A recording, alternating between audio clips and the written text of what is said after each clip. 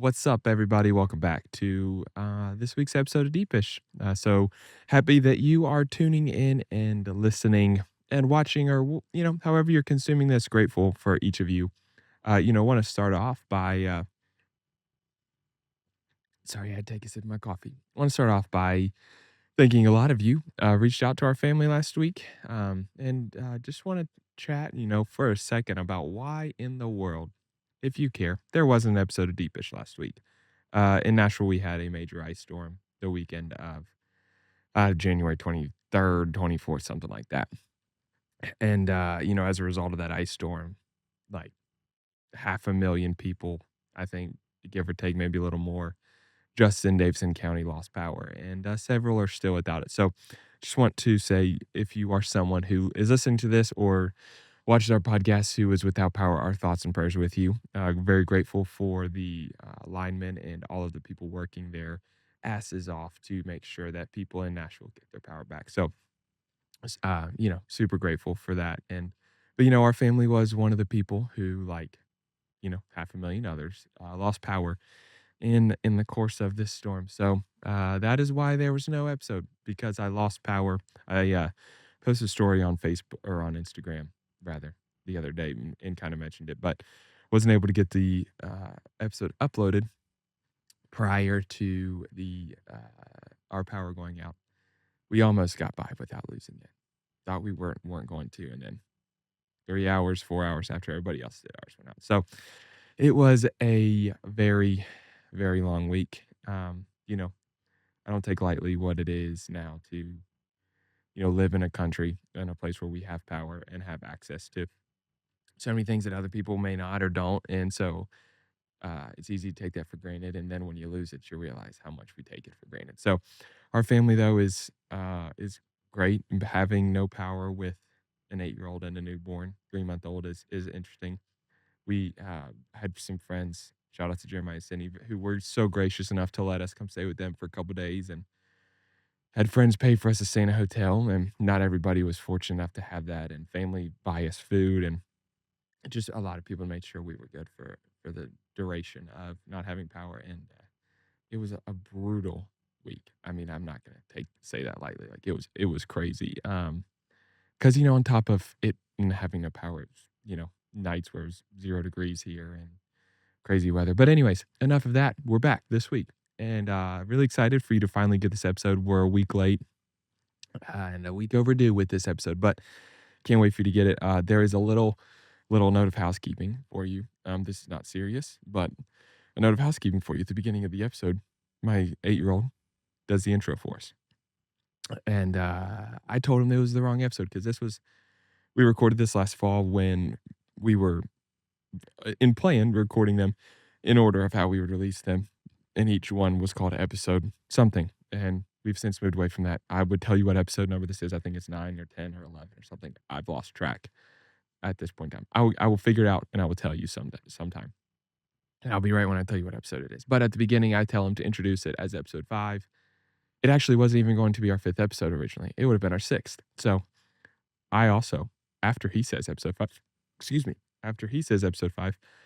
I also say, welcome to episode 5. But without any further ado, actually, before I kick it to the episode, good gracious, I just got the hiccups, and that's brutal. But this is a fun conversation for me. I got to sit down with one of my closest friends here in Nashville, and Trey is someone I've mentioned. I think I talked about him initially in our first episode, that at the time I called episode 0. Now is just our first episode, but he was really foundational in the formation of this podcast, and we talk about that, and formational in Greenhouse, which is the overarching media that produces and puts out Deepish. And we talk through the story of that and how that came to be, and he shares a lot about his life and growing up in a family that was heavy in sports, but also being a kid interested in creative stuff and arts and media, and where he is now in life. So can't wait for you to hear this. So now, without any further ado, this is my episode with my friend Trea Allen.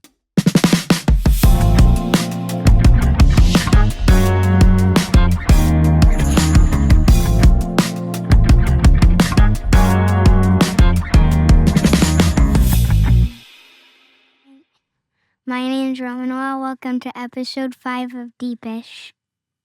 Nailed it. All right, everybody.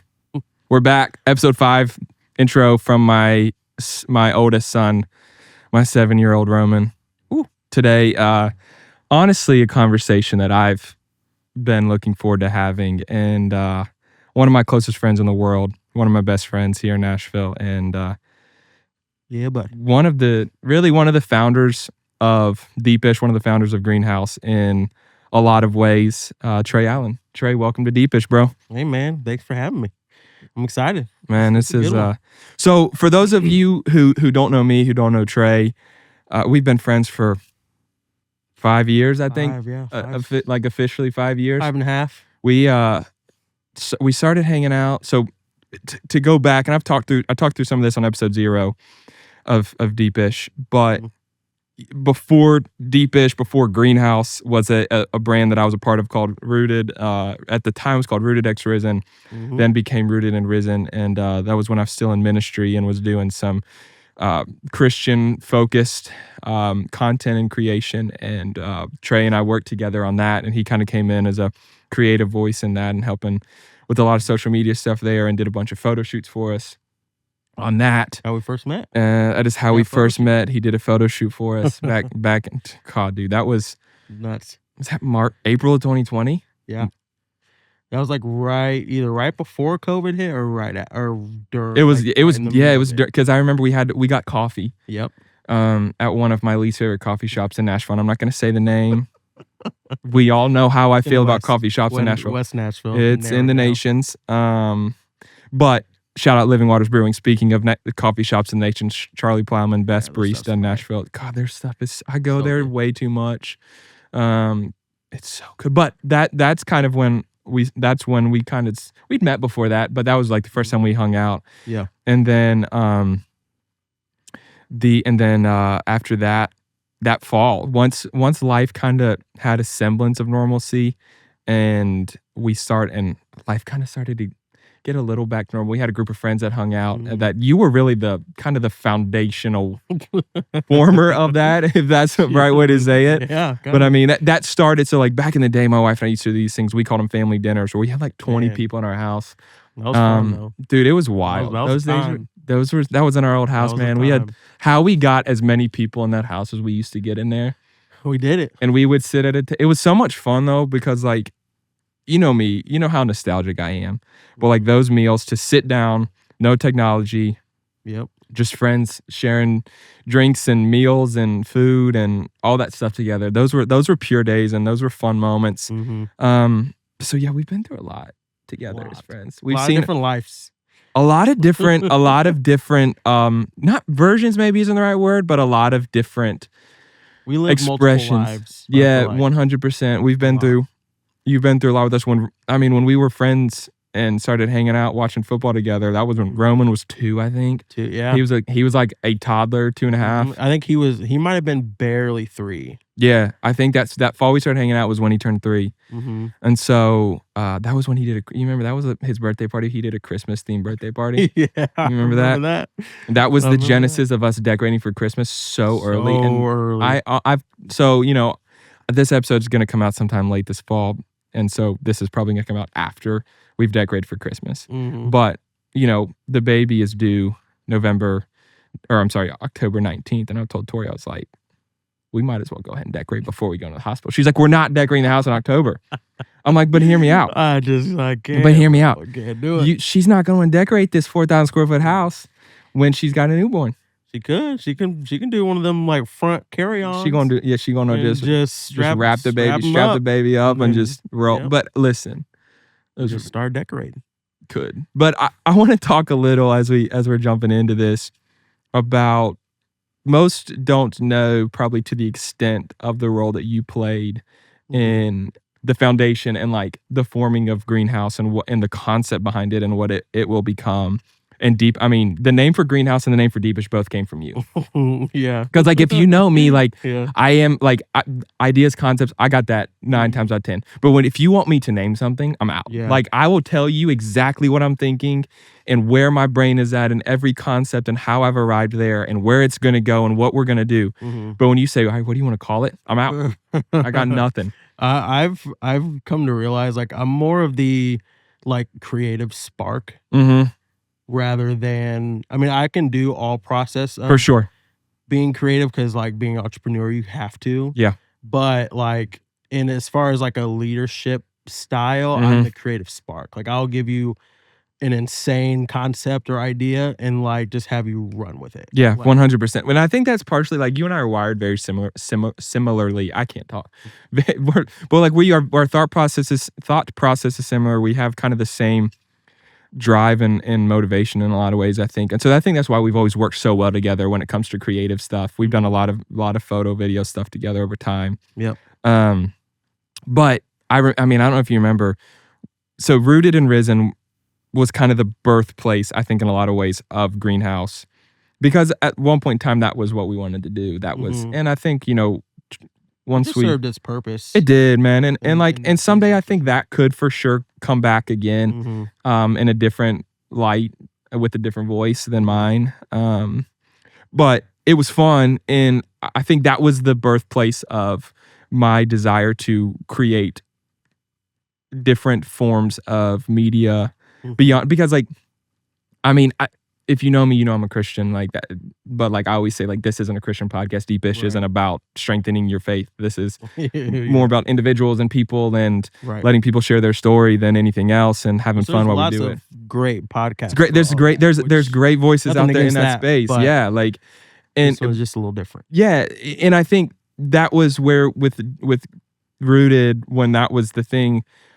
You and I started having the conversation probably around when I left full-time ministry in 2023. Sometime in that course of that year, I was like, man, like what if we branch out? And I just started having this inkling and this feeling of like, what if we try to do content outside of that? Because now, granted, I will tell you this right now, and I don't know if I've ever said this before on this, but when the concept of this came out, or when we started talking through, it's a good thing I waited as long as I did to start Deepish, because the tone of it would have been so different, and I'm glad I waited. And we've talked about that. Yeah. But I remember I guess it was probably 2024 sometime, we're sitting, like it was when this idea really started. We were like, dude, let's really try to focus and bring bring this to fruition, was when we were sitting on the deck of the old house, which, man, we had a lot of fun. We had at our old house. A lot of conversations, a lot of fun. We walked through so much life together on that deck, man. It was great. And we had like a 500 square foot deck on our old house. And we sat out there. Dude, do you remember the time? It was 2022 or 2023. It was one of those 2 years. I think it was the year. It was during the NBA Finals. I don't remember what year it was. We're watching the NBA Finals on the projector on the back deck.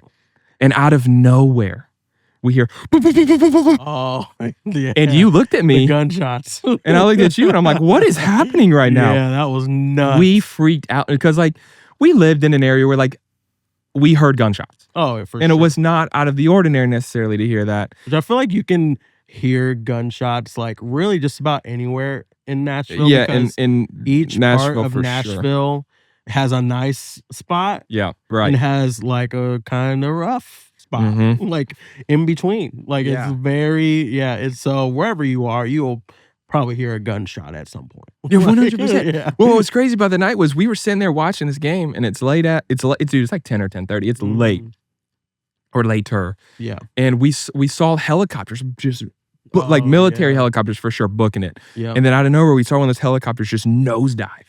And we were like, and then so come to find out, it was like a military training exercise that they were doing there. We literally looked at each other like, what is happening in Nashville? Chaos. But it was on that deck sometime during 2024. We were talking about all this and about the idea and what do we want to call it. And that's where the idea of greenhouse came from, because we were talking about creating an ecosystem, because like a greenhouse in its truest form is essentially a safe place for plants to grow out of season. And If you're a horticulturist, I think that's the right word. But if you like are a person who knows more about all that, correct me if I'm wrong. But to my knowledge, it is a safe space to keep plants healthy and all that stuff. My mom also wants me to buy her a greenhouse. She'll randomly send me a $10,000 greenhouse on Amazon and be like, I need this for the house, because my mom's gotten into plants and growing vegetables and gardening and all that stuff. I'm like, Mom, I love you. Dad's got 10K to spend on a greenhouse before I got 10K to spend on a greenhouse. Respectfully, of course. But that was kind of and then we were talking one day and you're like, what if it's called greenhouse? Yeah, well, yeah, because you asked me the question of what's a place or what's something that allows, like, could allow things to grow or like people to grow or something like that. And just like immediately I was like, well, a greenhouse, like a lot of things grow in a greenhouse. Yeah, like, right. And it not just like helps it grow, but nourishes it and keeps it in a specific environment, like in different environments throughout the greenhouse too. So like there's for different plants and stuff like that. So yes, I mean, it just kind of like clicked, like one of those things, just like, oh, as soon as it can, it's one of those words. It's like as soon as it was said, I was like, that's it. Yeah. And so then we started, like, I think that night we started Googling greenhouse media, and there was like there's some other companies out there with like similar titles and stuff. That's how we landed on the unique spelling of what we've got, because for us it was like, yeah, like that's just kind of like little creativity in the name and all that stuff. And that was that was kind of the origin of what we're doing with Deepish. And then,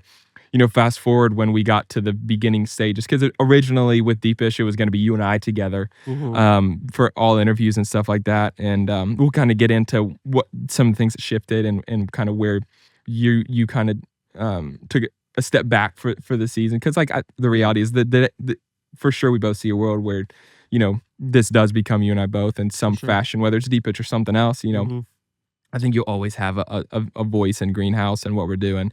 But we were sitting at a cigar lounge and we were talking, we're like, all right, this thing, because we were going to call it the Greenhouse Podcast. And we're like, that's so unoriginal. Oh yeah. And I think to your like point, typical, it's like, the first podcast just has the name of the company. So good creative process there. Yeah, really deep thinking, Jake, on that one.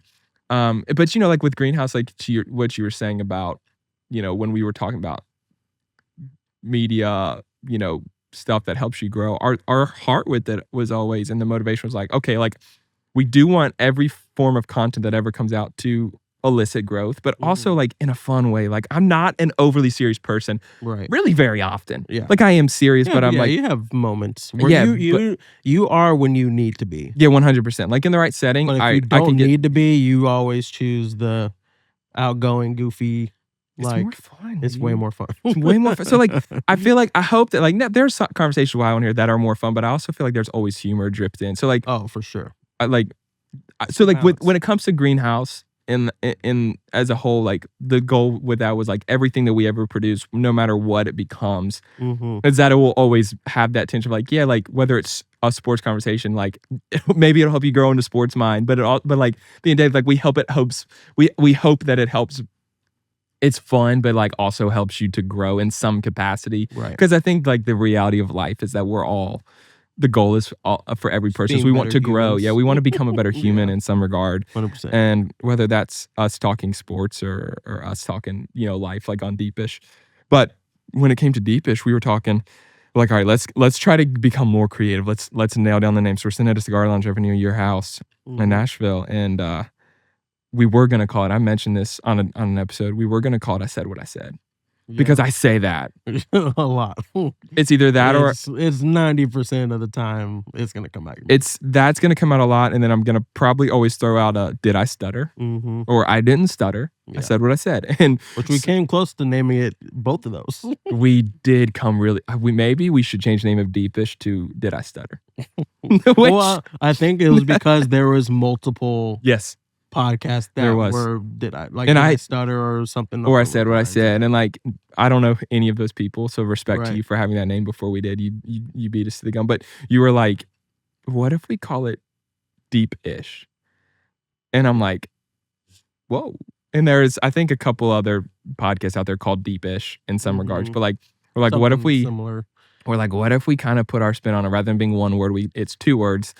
And it's kind of it's like a perfect picture of the sarcasm we have of like, we're a little deep, Mm-hmm. but me, Like it's gonna be some deep-ish. yeah, but but also, it's deep-ish. yeah, like it's the tone. it's all in the tone. And It's like, all in the tone. I'm a little full of ish, Yep. but sometimes it's also deep. So It's yeah, man, deep-ish. I mean, I don't know how much I've said this, but like, I am so grateful for one, you as a friend and what we've walked through in life together, but also like Mhm. on a more different type of serious note, not more serious, but different serious, like the role you played in encouraging me to start this. And Mhm. some have said it's long overdue. Some have said Well, that I probably shouldn't do it because somebody said one day, maybe I shouldn't say this out loud, but like, you really think another white boy needs a podcast? And I'm like, well, whether we do or not, here we are. here we are. So I've been teaching Roman. This is maybe awful, but so what we're here for. I've been teaching him white boy jokes. And Love so those. he said to me the other day, he's like, can a white boy just have a little fun? And Can he? dude, I literally, he's sitting in the room when we're recording this. His mom was at work. Tori was at work. I died. And I texted her immediately. I was like, this is what Roman just said. And she goes, he got that from you. And I'm like, 100%. dude, you know what he did the other day? And I think I told this story already, but I'm going to tell it again because it was so funny. We were doing trick shots in the backyard because shout out Dude Perfect. Perfect. We love Dude Perfect in this household. And he watches it all the time. Mm-hmm. It's like the only thing he's allowed to watch on YouTube. And I love him. But he was doing trick shots and he missed one and like almost went in. And he looks at me and goes, Dad, if that would have gone in, I would have gone full Selly. And I go, yo, what? What does that even mean? Yeah. I'm like, dude, I said, where did you hear that? He goes, Dude Perfect. I'm like, of course you did. You know, like one of my favorite Sally. things about them is they use vernacular that like it's 2012. Oh, 100%. Every word shortened. I mean, they're all our age or maybe even Yep. a little older. Yep. And so it's like, he told her the other day, he's like, come on, Mom, let's play. I think I literally said this on last episode, but I'll say it again. He's like, Mom, let's play basketball 1v1. She's like, what are you talking about? She genuinely did not know what 1v1 meant. She looks at me, she's like, what is he talking about? I'm like, one-on-one, babe. She's like, since when is it 1v1? I'm like, talk to Ty from Dude Perfect. Yeah. Talk to Sparky, because that's where it came from. Yep. Man. So I want to, get into a little nuts and bolts of you as a human. And, I think you are a very interesting dichotomy as a person in a good way. Like, yeah, no, it really is. That's been my whole life. Yeah. And within some of that, I want to talk about, you grew up in a sports household. Your dad was a football coach. Yep. Still is a football coach. Your older brother played football. Mm-hmm. Your younger brother, I believe, also played football. Yep. Your sister, athletic by nature. Cheerleader, volleyball player. Shout out cheerleaders. Is cheerleading a sport? Well, can be. Competitive cheerleading. Competitive cheerleading is for sure a sport. Yeah, 100%. Now, we'll leave it at that. Growing up, my sisters were cheerleaders, and so I would be like, it's not a sport. Yeah. I mean, we all thought that when we were. But then I go to cheerleading competitions. Shout out my older sister for doing travel cheerleading.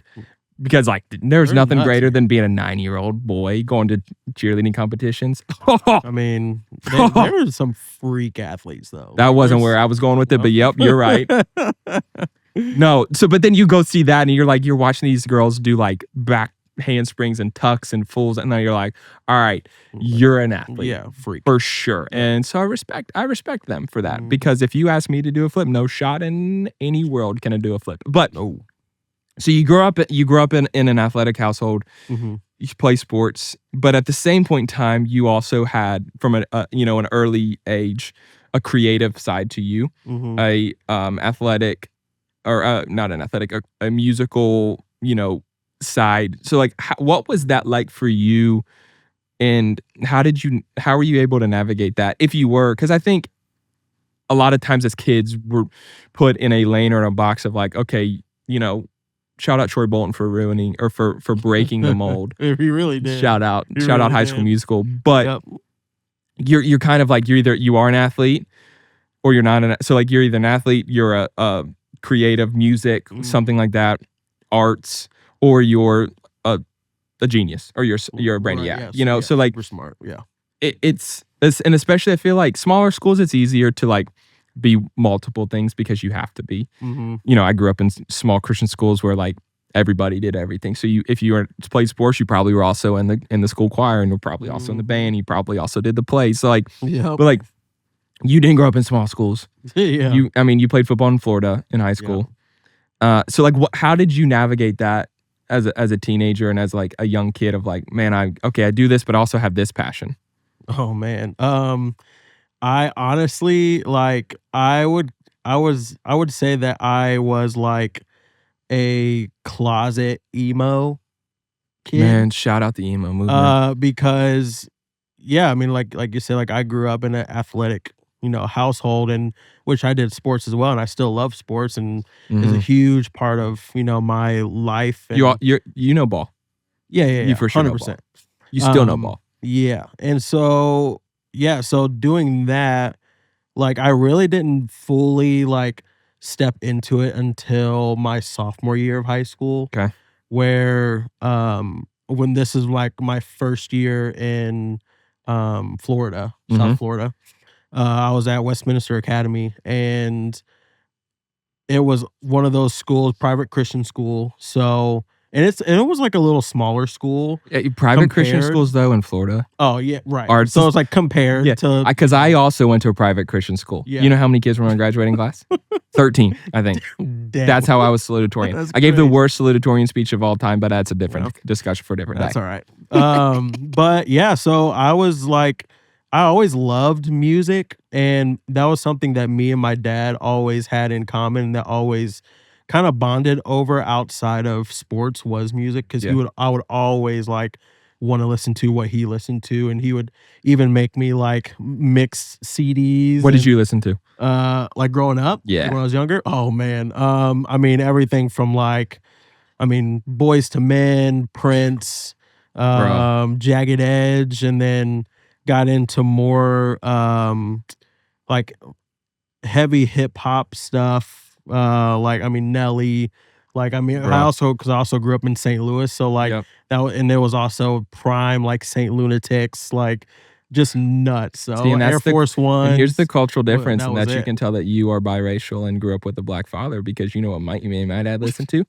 Alabama. Alabama, And you know sure what? did. I don't regret it at all. I mean, but I also, like, Phil Collins was also in there too. So, Bro. like, Phil Collins, and then Phil you Collins. go into, oh, bro, he's still the GOAT. He's so Um, good. and and even AC/DC, Metallica. So, like, I literally, Genre bender is what you are. yeah. Yep. So, and that was all thanks to my dad, Shout because out my Jameson. dad was, he was kind of all over the place when it came Mhm. to that. So, but then you had my mom, who, bless her heart, like, she, when It I was was Amy Grant younger, only oh, with Amy Mama Grant, Ange. no, bro, it was Mary Mary, Oh, yeah. it was Nicole C. Mullins, Oh, yeah. bro, See, and just pinnacle okay, CCM yep. gospel, And this is where we could 100%. lose some people because we grew up in Christian households. Yes, And 100%.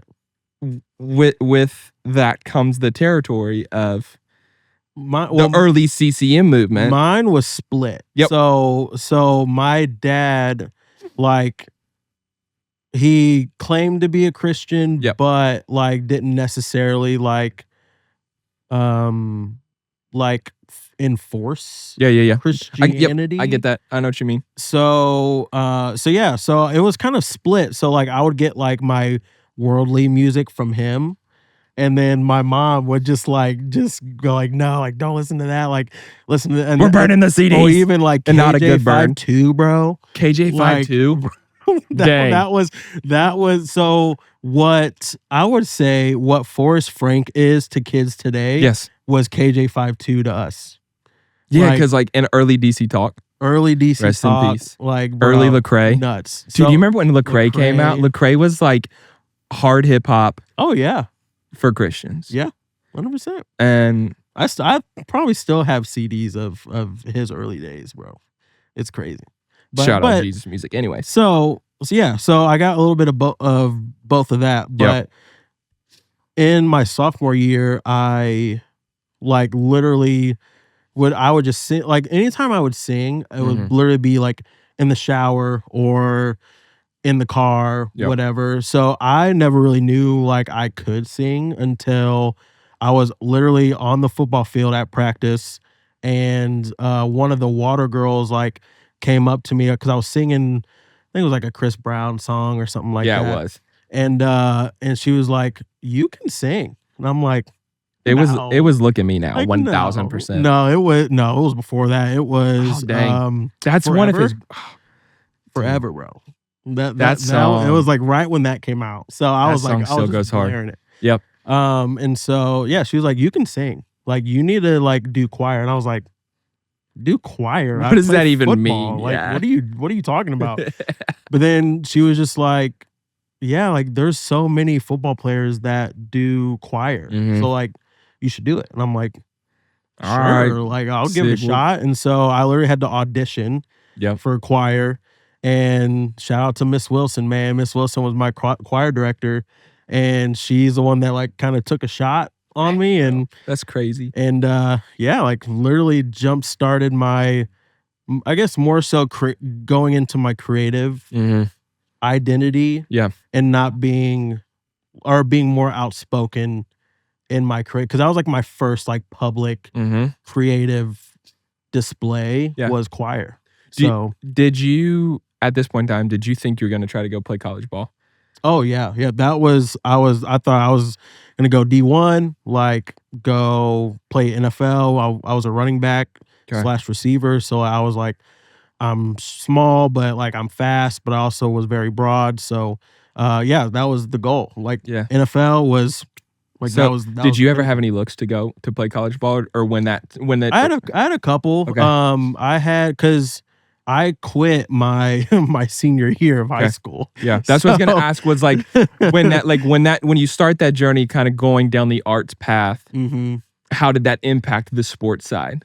It really didn't until my senior year, where I started getting looks for music. 'Kay. So because I was going to like all state, Mhm. all, like choir competitions and stuff, and Yep. like winning stuff. And so then I was like, dang, like, am I gonna do Yeah. choir now? All of Like, a sudden, am am I I gonna gonna be a do music kid? like a music kid? Like, what in the world? So, and then like that summer before senior year, I was literally at like football practice, and I was just like, dang, like this is not fun anymore. Dang.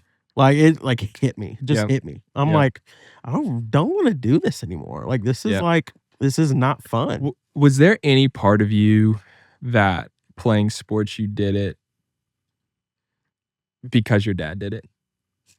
Um, I would say yes, but not so much in a bad way. Mhm. Because I looked up to him in 100%. that aspect, because he did play like college ball Mhm. and all that. So yeah, and like there was definitely influence from him, Mhm. and he wanted that for us too. Yeah. Especially for my older brother, because my older brother was, he was the quarterback, I was the running back, and our dad was our coach. So like Mhm. we literally all three played together, like that was our thing. Yep. So yeah, so there was like that influence, but my mom will tell you from, when I was young, like I would say even middle school, Yeah. I knew I knew I was different For sure. than all of my other Well, siblings. because you've got the side of the dichotomy of being, an athlete, but also having an arts passion. Mhm. You know, you call it Which creative, was call it not arts. Yeah. common No, in no, in our era of high school. no, and I middle I school. don't think it really was that much. Mm-mm. But then you also bring in the dichotomy of where you grew up in a biracial family. Mhm. You have a white mom and a black dad. Yep. And so you also have that dichotomy of two differing cultures Right. in existence and two different family backgrounds. Which even ethnically, Mhm.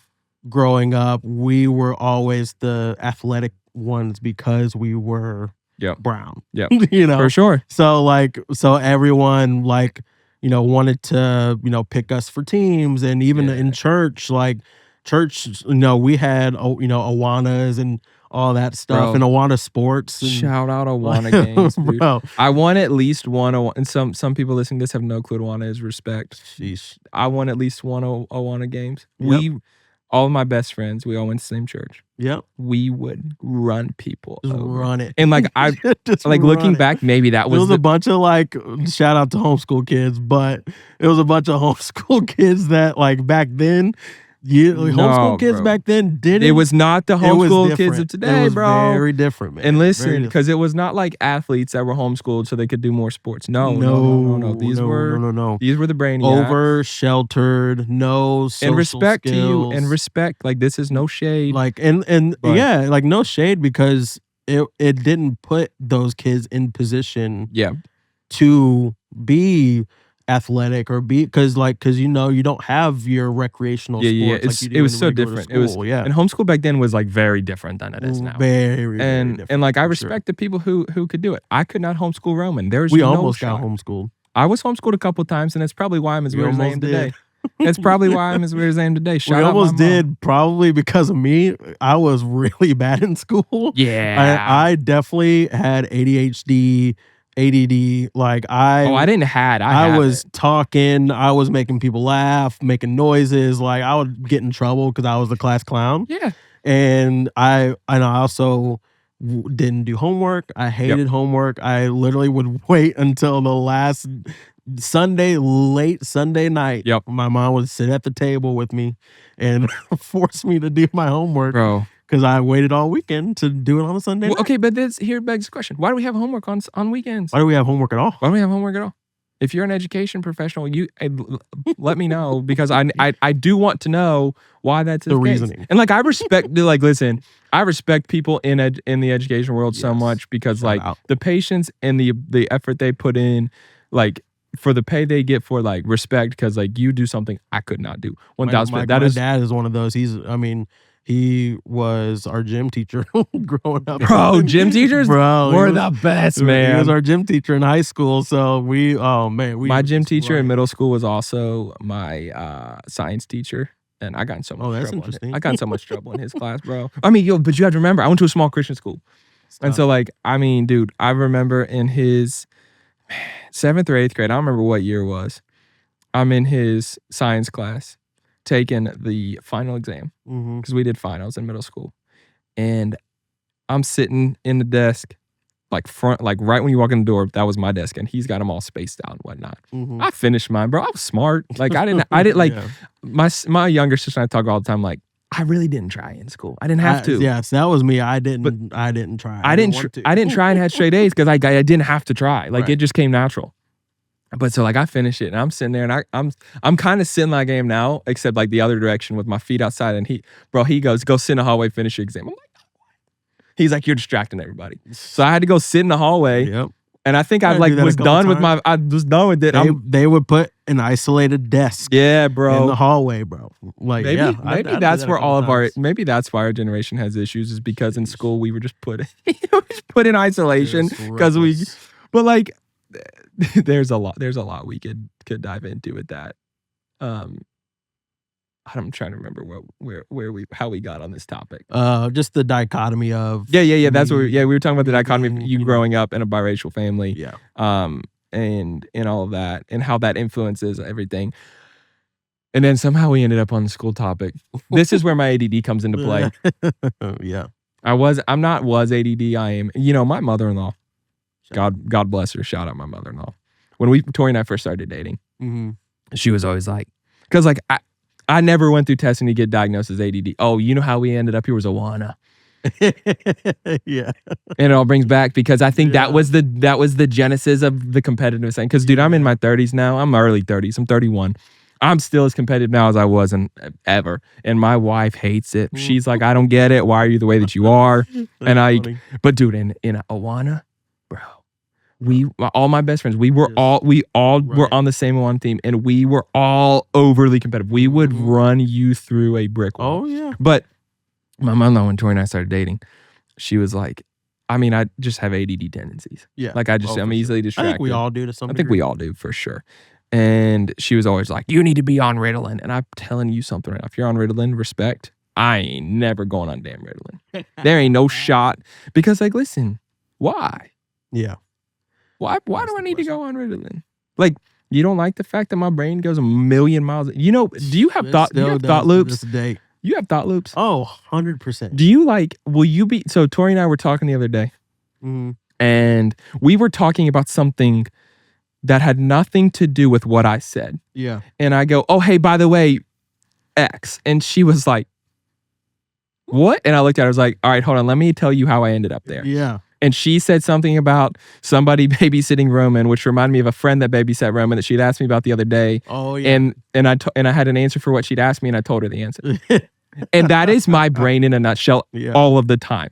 Yep. Like ad nauseum, my brain, like Tori asked me one day, a couple years ago, there's this thing going around about like, can you think about nothing? I'm like, absolutely not. No. Do you remember that conversation? I don't remember. A few years ago, there's this trend on social media. I can think of the word nothing. Yeah, but like my brain is never not going. No. Like even when I'm sitting that's- still. That's like, I feel like that's a creative thing and kind of a flaw to some degree. Oh, Like, yeah. for me, like my creative brain is going it doesn't shut Because off. I'm constantly thinking about like what's next. What's- and not in a what's bad next, sense. Like Not even like if I'm trying to skip watching, over. like even if I'm like, let's say I'm watching like football. Yep. Like if I'm watching football, I'm thinking of like camera angles, how the Yeah. switcher, who's switching to what camera angle, Yep. the timing of the like. So I'm And always something's thinking, always inspiring creative. oh, 100%.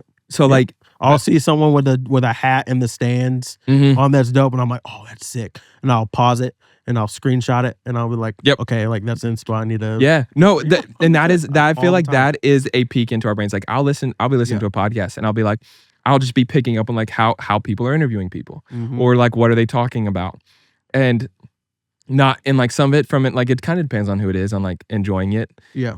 But you just like my brain, so like I'm constantly like or I'll be scrolling and be like, oh, that's inspiration to do X. And like, okay, what if I do all right, okay. You know, like that's just that is just the way that's how it's funny. That's how, when we'll obviously get into this later, but in fashion, that's why I watch most of the things I watch are all nostalgic, like Friends and Boy Meets World and Saved by the Bell, because I'm literally looking at their fashion. Like I'm literally looking at what they're wearing. Yeah. And I'm like, oh bro, I could take that and that I can turn that into more modern, like tweak it.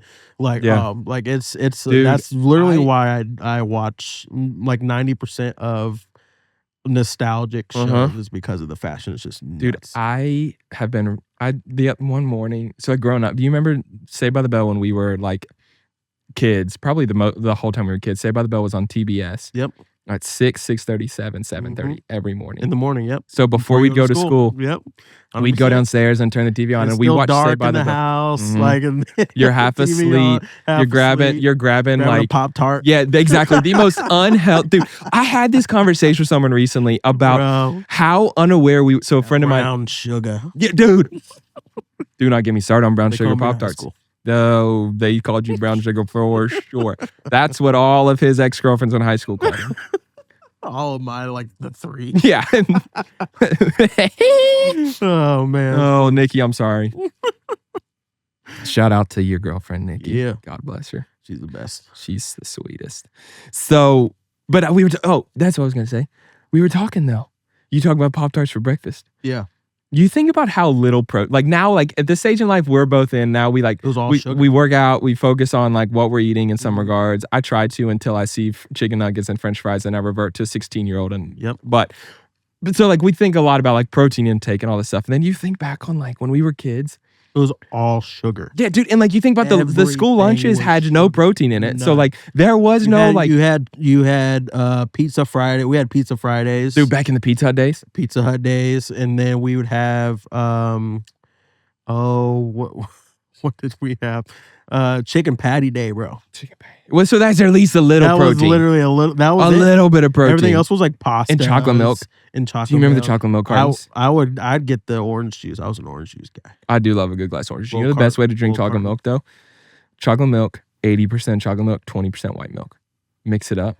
Interesting. because chocolate milk's like, and I love chocolate, dude. You don't want one of my things my grandmother has, for whatever reason, every time we used to spend the night at their house all the time when we were kids. Nothing as great as a sleepover at your grandparents' house. That's true. It was better than sleepovers with your friends.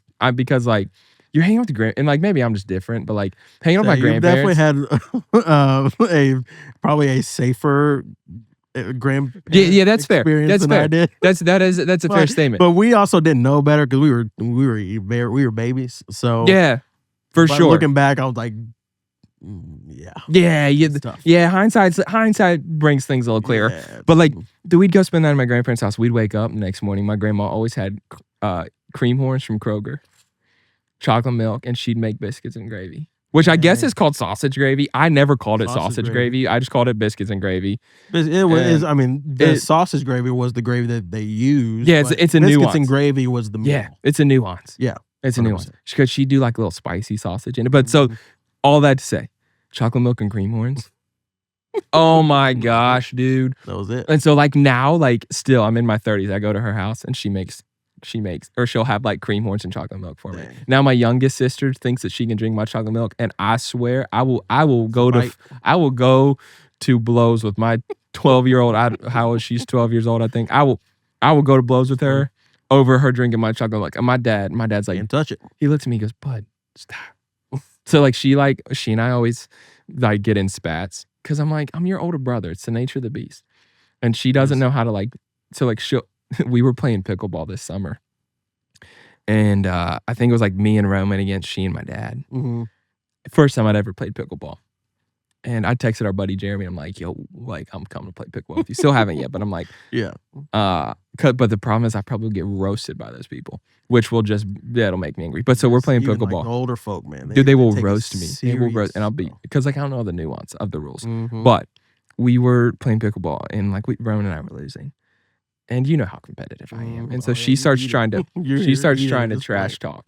Oh no. And she's like, says something, and I look at her and I'm like, all right, bet. And my dad looks at her and he goes, you better stop. He's like, dude, he's like, stop, because they're always like on me. They're always like on me not to antagonize, because they're like, she doesn't know like how to take you. Like when you get like that. I'm like, I know. They're like, they looked at her like, my dad's like, you better stop. He like, you don't know what you're gonna do. And she awoke the beast. Yep. And I looked at her, and dude, we just wrecked them. She starts crying, and she gets all upset and goes over to my mom, and mom's like, I said, hey, I didn't do nothing. I was like, all I did was one. All I did was one. And you don't want to win. Don't get in the cage if you don't want to battle the lion. You know what I'm saying? So dang. Well, I am probably unhealthily competitive at times. Well, there's a thing called Strengths Finder. I think it's Gallup is who did it or something. Old Strengths Finder. You've done it. Competition, I think, is like my number 2 or 3 strength or something like that. So like I'm just naturally wired to just like. I'm not. I used to be. I think it was just because of the nature of sports. But yeah, I just never gave it up. I'm not now. So here's the problem when it comes to me competing and the competitiveness I have. It's not just that I want to win. It's that I want you to know. I want you to regret playing me because I won. That's so terrible. Like I know it is, but it's like in every like I just try to like channel it into healthy fashions of like not being against other people as much as like just being successful. Yeah. You know? But it's like, and because it's not that I don't want other people to be successful. Yeah. But it comes specifically when like in a sports setting. So like I'm playing golf tomorrow, and it's not just that I want to win. Kind of all men are that way. Yeah, I think so. Sports, I think so. Some are more extreme than others. Like, you know. Oh, like when I'm a huge Ohio State fan. So when Ohio State beat Tennessee last year, and we just destroyed them. People that I know that are UT fans. I said a little bit. I didn't say a lot, because like when it comes to sport, especially like teams I'm a fan of in sports, at this stage of my life, I try not to talk trash before a game, because anything can happen. Right. And so especially in like more team sports. Yeah, anything can happen, dude. Yeah, Ohio State lost to the team of North last year, and I don't know how. I mean, I do know how. It hurts. Our coach didn't prepare us. But so like I didn't talk trash going into that game. But like, so I didn't talk any trash going into the UT game and going to any game. And then, bro, but when we won, you better believe. Oh, let me hear it. It's like, Let them hear it. I mean, because like then Duke's Final Four run last year. Still don't know how we lost that game. That hurts. I don't know what hurt That was worse. tough. That or losing to Carolina, Coach K's last year in the Final Four. Two of the most painful.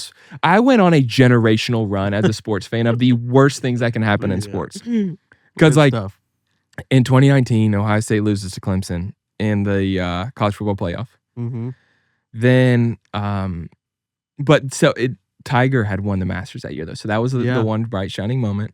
And then, 6 months later, COVID starts, so there's nothing that happens. Not really anything. Then 2020, Ohio State gets their butts handed to them by Alabama. I always say 2020 is like it didn't happen. Yeah, it's an asterisk. It's yeah. Hey, have I ever it's told not you my real. theory about 2020? No.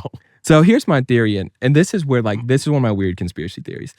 Love But because I like randomly like some weird ones, that. Mhm. but then other ones I'm like freak me out, so I don't think about it. But the one that I kind of can get behind is that 2020 was when the world ended, and we're living in a simulation I've ever heard of since that then. one. I've told you that before. I've heard that one. I just kind of feel like just so much weird things happen. I'm like, are we actually living in a simulation? But so like Ohio State loses in the college football final, and then Tiger Woods gets in a wreck, almost dies. Yep.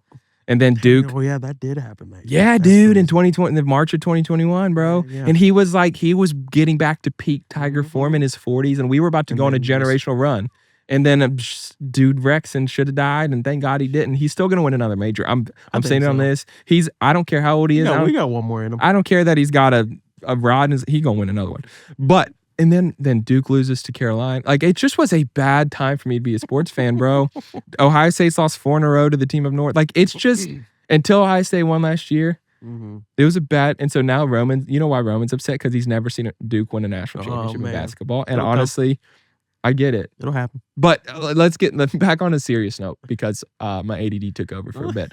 So I do want to get into a little bit of your creative process of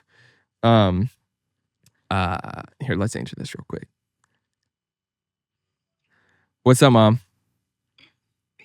I'm recording a podcast. What are you doing? You want to say hi to Trey? Hi, Mom. You want to say hi to everybody on Deepish? Hi. All right. We'll call you back. That's fine. We'll call you. I'll call you back. All right.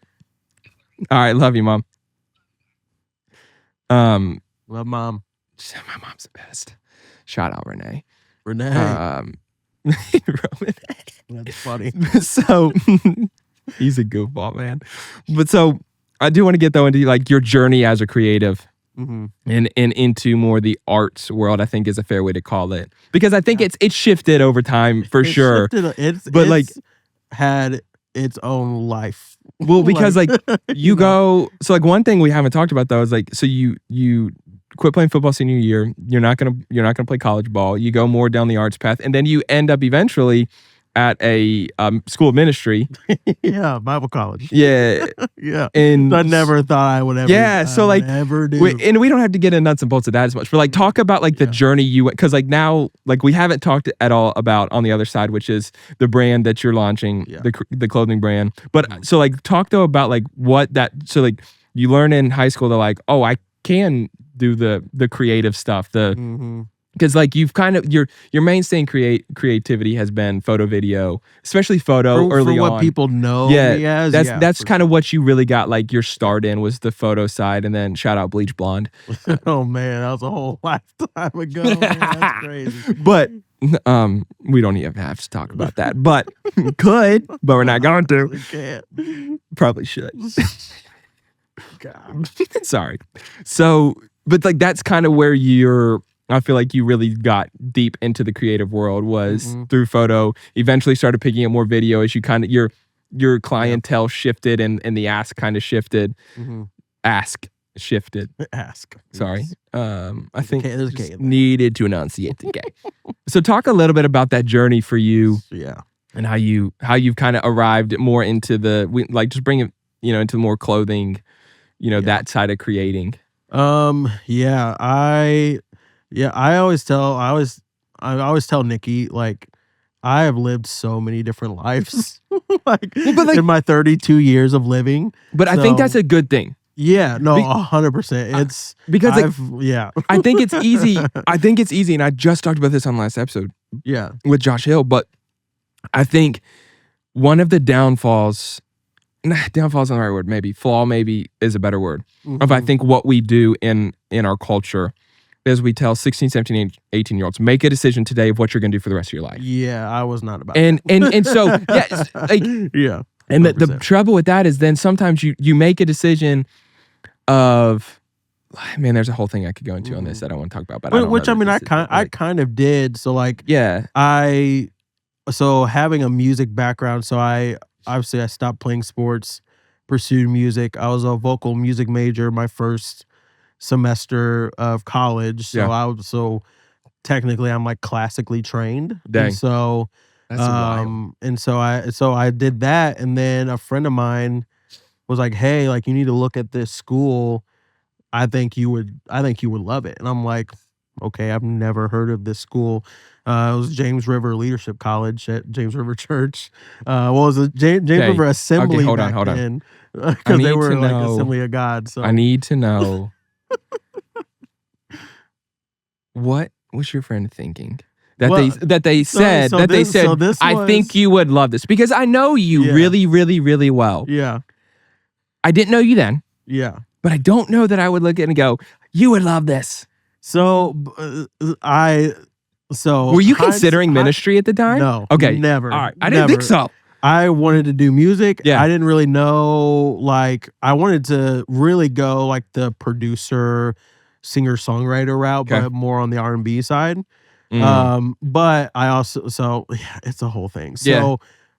So I go to this Bible college, I visit, and there's so many kids that looked like me. Yeah. And that got me. I was like, Yeah. I don't feel weird Emo punk here. era. Dude, that was Like, the emo punk era of Christianity. that was the emo punk, like indie folk era. Oh yeah. Bro, That was that was like peak Mumford and 2012. Sons. Yes, 100%. Everybody That's wore all I listened to. everybody wore Toms, skinny Yes, jeans, I had 'em. and deep Yep, V's, bro, and the 100%. saggy beanie. Yep. I had Bro, one. the slouch beanie, The I was rocking. saggy to the beanie day I died. saggy beanie sounds better than slouch. I just can't wear anything saggy. You can't say saggy. But yeah, so everyone looked like me. So Yeah. I was like, I fit in here. You felt like you belonged somewhere. So I was like, Yeah. okay, like let's try it, like Mhm. whatever. So I came here and I went to James River Leadership College there, and I was in the worship practicum. So Mhm.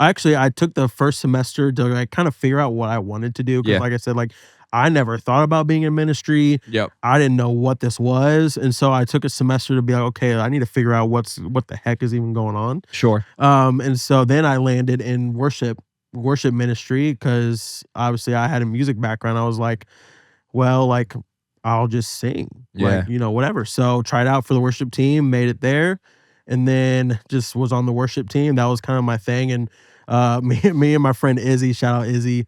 Him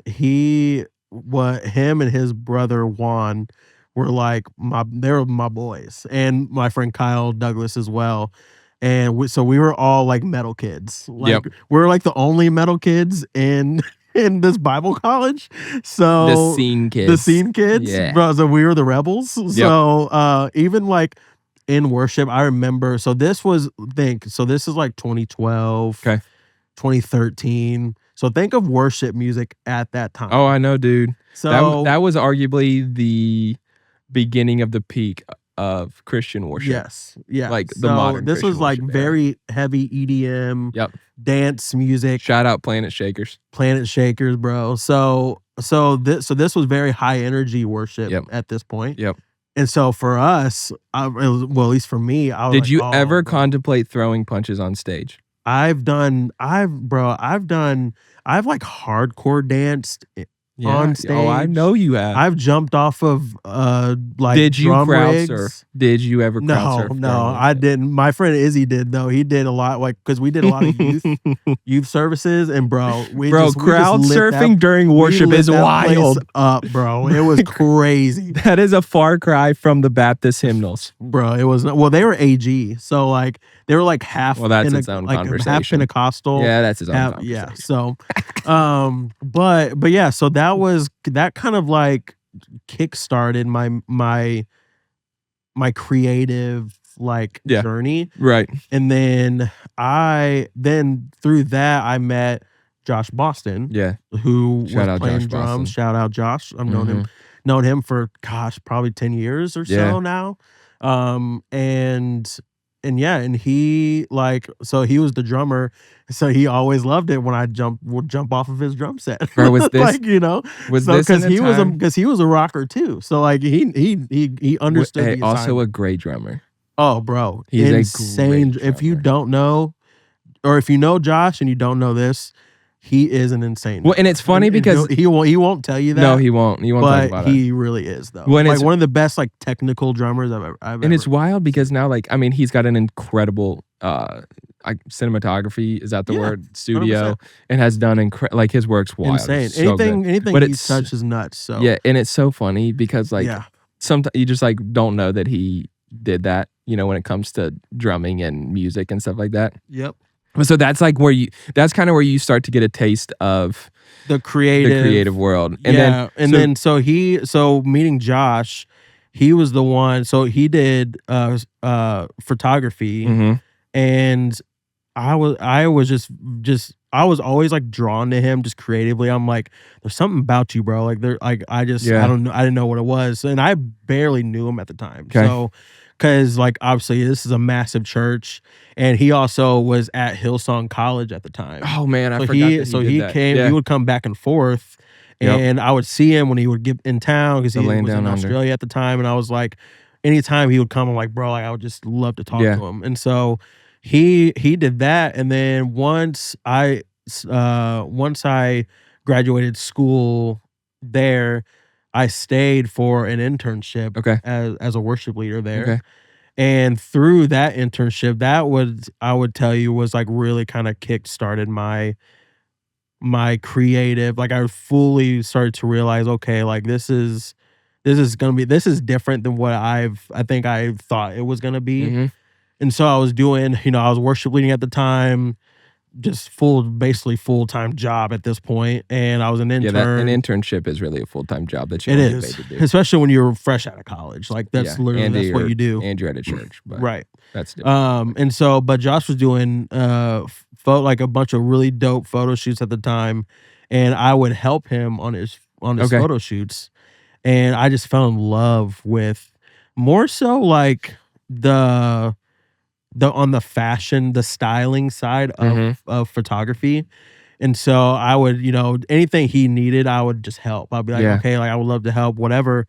And at this point, this was 2015, 16. Okay. So fashion at that time was just Dude, that was the we've rise. talked about this a lot. We talked about it so many That times. is one was of my the rise favorite eras of fashion. I mean, because that was the rise of like how fashion was in everything. Mhm. So Yeah. obviously, like it was in sports a lot, but like it wasn't as emphasized like in a lot of other areas. Yep. And so with that, like with Kanye, with Justin Bieber, with Fear of God. Yeah, I was gonna say that was the Lorenzo, rise of fear. That was like the beginning of Fear of God. They shifted. I mean, Mhm. Travis Scott, like because that was when designers started to design merch for music artists. So Dude, the Purpose Tour merch. I mean, probably some Oh. of the greatest merch. That and Life of Pablo, Yep. Kanye, Oh my gosh. are some of the greatest. Wasn't that Jerry's first thing that he did was Life of Pablo? I don't Uh, remember. I've heard him talk it about wasn't. it before, but I don't know if it was remember Life of Pablo. I think Kanye did that. I think Purpose Tour was like his Okay. first like dabble in music, like that tour was merch and stuff. That stuff. Because that was like, Justin Bieber's fashion in that time. I mean, I really think was- yeah. That's literally what I looked at him, Kanye, and Jerry. Like that's literally all I looked up to when it came to fashion. So Yeah. then I started diving into Jerry Lorenzo's story, Mhm. and knowing that he's biracial and Mhm. he kind of grew up similar to me, like very athletic, very musical. As far as like he was very into like the same music that I grew up in or grew Mhm. up with. So like it just drew me to that. And I was like, Yeah. okay, like if this guy can do this and be it like he started Fear of God, like I would say in his 30s. 'Kay. So I was like, dang, like if this guy can do it with no fashion background. He Mhm. literally like I think he did like retail for a while and like worked with like Virgil and Kanye, all that stuff, early days, Yeah. and literally just studied under them. And like then kind of and then I think he ended up doing like nightlife stuff. Okay. And so people like was designing his own stuff that he wore during, his nightlife, era, and he would go out and people would, want his Mhm. everything that he wore. And so just all in all, like that's what I was drawn to as far as like, okay, so I was starting to fall in love with fashion, but I was doing this worship internship, but I was finding myself being drawn away from that and being pulled to fashion. Okay. And not even photography at this point. Like I always, that kind of like from fashion and all that kind of started to form into like just photography because I Yeah. wanted to take photos of things that like different outfits that I loved. Yeah. So, but with that, like, I mean, dang, it was right in that time where I was like, okay, I thought I was gonna be a worship leader, do church ministry full time, like Yeah. all this stuff. And then like the Lord just kept pulling me towards fashion. And like Mhm.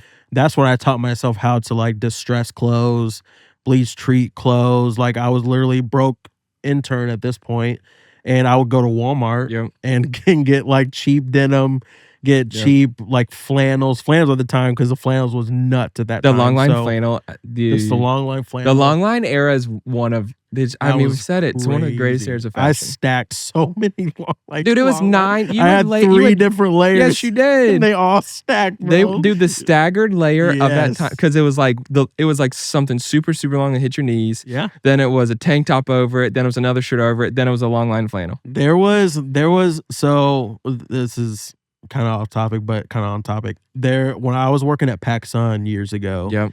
they had a brand. I don't know if anybody remembers this. Rain and Storm. Yep. So this was like I think that was one of my like first their long first line. long line. Yep. Very Yeezy, Yep. very like Fear of God at the time. Yep. And I always knew I was like, dang, this is like very different. Yep. Like, cause that was when PacSun, that was when it first started to shift from like purely like skate Yeah, right. brand, surf brand to and like selling like Fox apparel, which I think they still do at some point. Shout out But Fox. um, Makes me wanna buy all more of that, stuff. like Hurley and like Rip Curl, all those brands, and they started dabbling into like more fashion stuff, like Rain and Storm. There was Ben Trill. Ben Mhm. Trill was kind of like off-white ish. Mhm. Diamond Supply Co. started getting more streetwear Yep. stuff. So yeah, so it was just a crazy time in fashion. So like that's when I started to fall in love with it more so because like I started to figure out that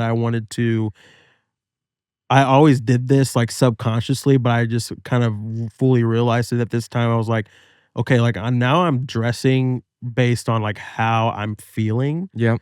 and how I felt. So like if, and music played a massive part in it. So like if I was really into like pop punk Mhm. that day, I Mhm. would dress more skater Yeah. because that fit the vibe of like what I listened to, how I was feeling. Yeah. And then I would makes so listen much sense. then I would listen to like, oh gosh. I mean, at this point I was still listening to like a lot of like worship music. So Mhm. like Elevation and oh gosh. Like I would say Elevation and like Hillsong were kind of the For sure. top ones. I'd say Hillsong more so at that time.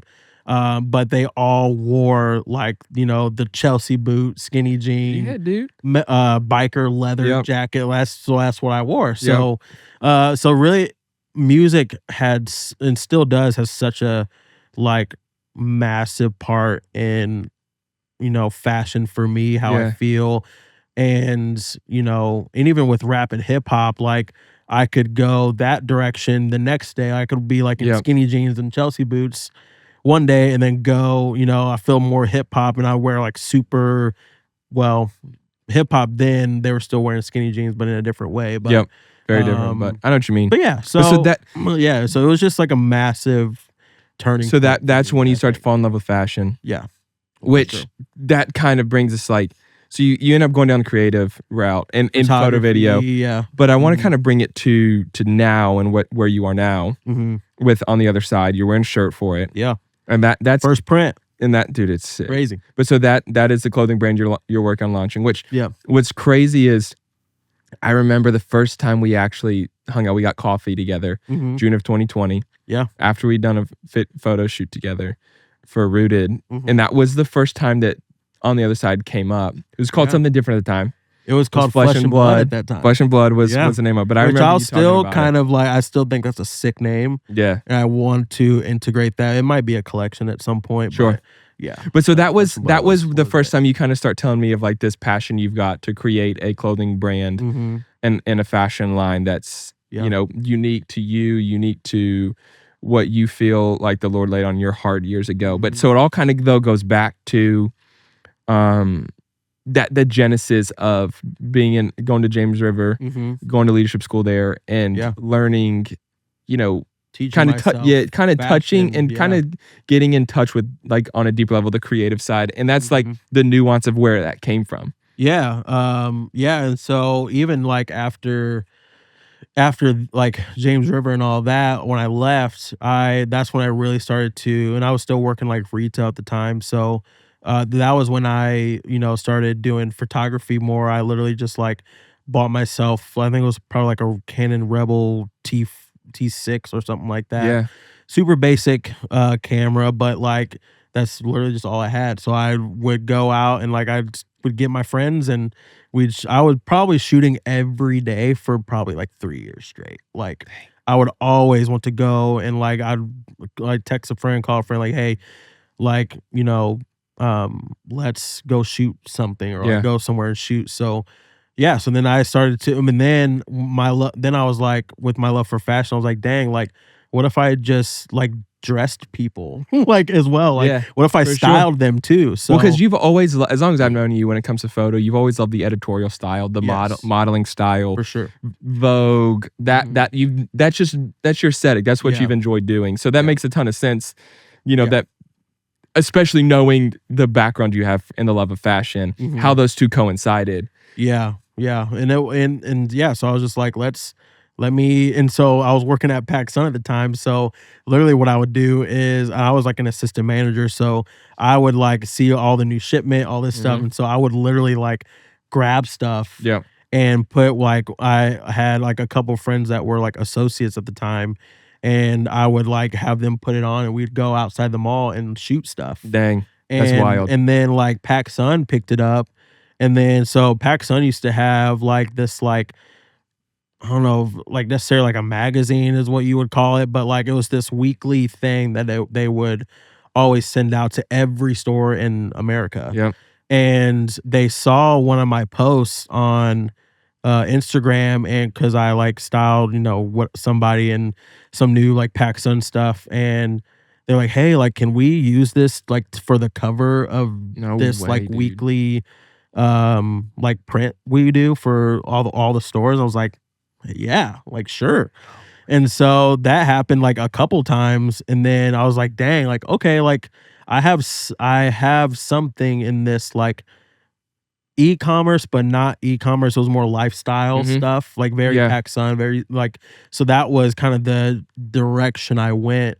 And then and then just my photography career really started from there. And then once I moved here in 2019, I kind of got thrown into the music industry, Yeah. and then that just kind of became its own thing. And so, which that, super, super thankful for that. Yeah.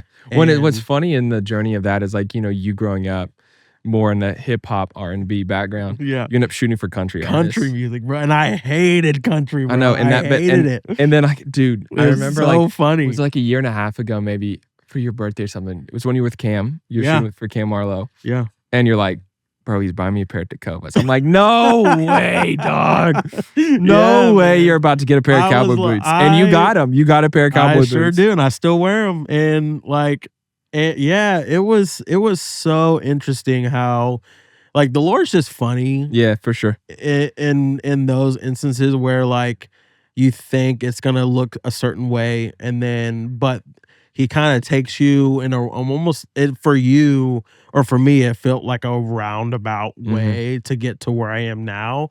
But in that I learned so much really just like how the music industry works, Sure. how to treat people. Like I've figured out, like in the music industry, like people value good people when they find them. Yeah, absolutely. Because it's filled with a lot of not so great people, Sure. and I met a lot of those. And so, but like with that, like yeah, working with Cameron Marlowe, and he was like kind of primarily who I was with, but I started with Seaforth. Yep.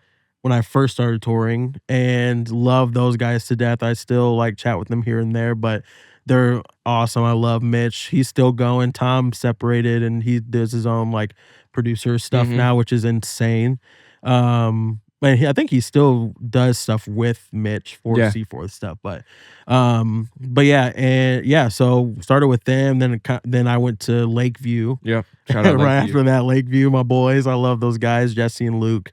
Really like Matt Woodson is kind of who I owe Beautiful human. my, like, I guess my music photography career to, my touring career to, because he was the one that like kind of was like, hey, like you want to try touring? And so I didn't know anything about it. So I was like, sure. Yeah, I love Matt, man. He's like one of my favorite humans. So but yeah, so he like kind of got me in it and worked with those guys, and then like randomly got connected to Torrin Wells and worked with Torrin for a little bit. And yeah, like it just kind of bounced around a lot between CCM, country, and then it just kind of went on for about 3 or 4 years. And then last August, like I stopped touring, and that was when I was like really, I was like, okay, like I knew it was not something that I was gonna do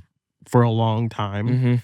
I was like, okay, I'm gonna do it until the Lord stops me doing it. And so once I stopped, I was like, okay, like this is the prime perfect moment to, I'm either gonna do this clothing brand now or I'm never gonna do it. Yeah. So I know that feeling. So I was like, okay, like I have to do it. Like it makes no sense to do it right now, but it makes complete sense at the same time, because logistically, obviously, like I'm doing everything myself. So like funds and all that stuff, like that's a whole thing. I was like, dang, like it's like it doesn't cost a lot, but it does cost a lot. Yes. At the same time, it's kind of weird. And I think there's something beautiful too when it comes to starting something. Yeah. Of you do everything. Right. Because which I love. And I've always been that way, being an entrepreneur myself. Like I've had to, like even with photography, like when I started touring, I just did photo, and then they were like, hey, like we need video. I was like, you learn how to do it. I'm not a videographer, but I'm gonna teach myself how to do it. So I literally taught myself how to do I think video. there's just something when it comes to starting something where I think too, it can be easy, because like I'm the type of person, like if I'm not good at something, like I know people that are, I'd rather empower other people to do something they're good at and me do what I'm good at. Right. But they're also like, so like when it comes to this podcast, like doing everything. Yeah. Like I'm learning how to do it. You just figure it out and you go. And so like I think there's something beautiful though about that when you're starting something new, of that you shoulder the weight of it, because I think it brings a sense of maybe not responsibility, but it almost makes the success that comes better. Oh, 100%. Yeah. I mean, even just the little, even when I announced I was doing clothes, like the response was insane. The response was just, and like it was funny too, because like half of them were like, we've been waiting for this. Yeah, right. Like, like it's about time. Like we knew you were gonna end up doing something.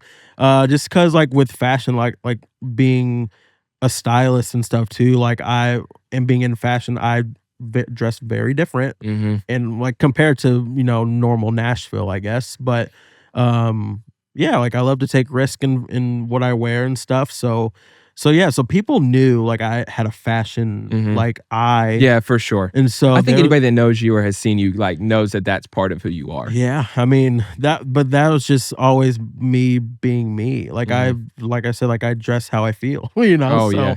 So, So, but yeah. give me the Cliff Notes brief synopsis of On the Mhm. Other Side. Yeah, so it started Flesh and Blood Mhm. back in 2020, 2021, and it kinda died off right after that because, like I said, I started touring and stuff, like, a little after that, Mhm. like, "Okay, like, Imma do this for a little bit, this is new, Yeah. fun, whatever." So then stopped touring, came back to fashion, I was like, "Okay, like, I need to do this," but I don't wanna call it Flesh and Blood, like, I love the heart behind that, Mhm. what it started to Yeah, be, I get that. but I was like, "I don't think it's that anymore." Yep. Like, Well, I 'cause wanted you've to changed. I've changed a lot. Yeah, a So ton. so and also for me, I would say I love, like, Christian clothing brands, like, I love what they do and the message, obviously, and all of that, but for me, I didn't want to be, like, so much so of, like, "Oh, like, I'm a Christian brand. Mhm. I'm a Christian clothing brand."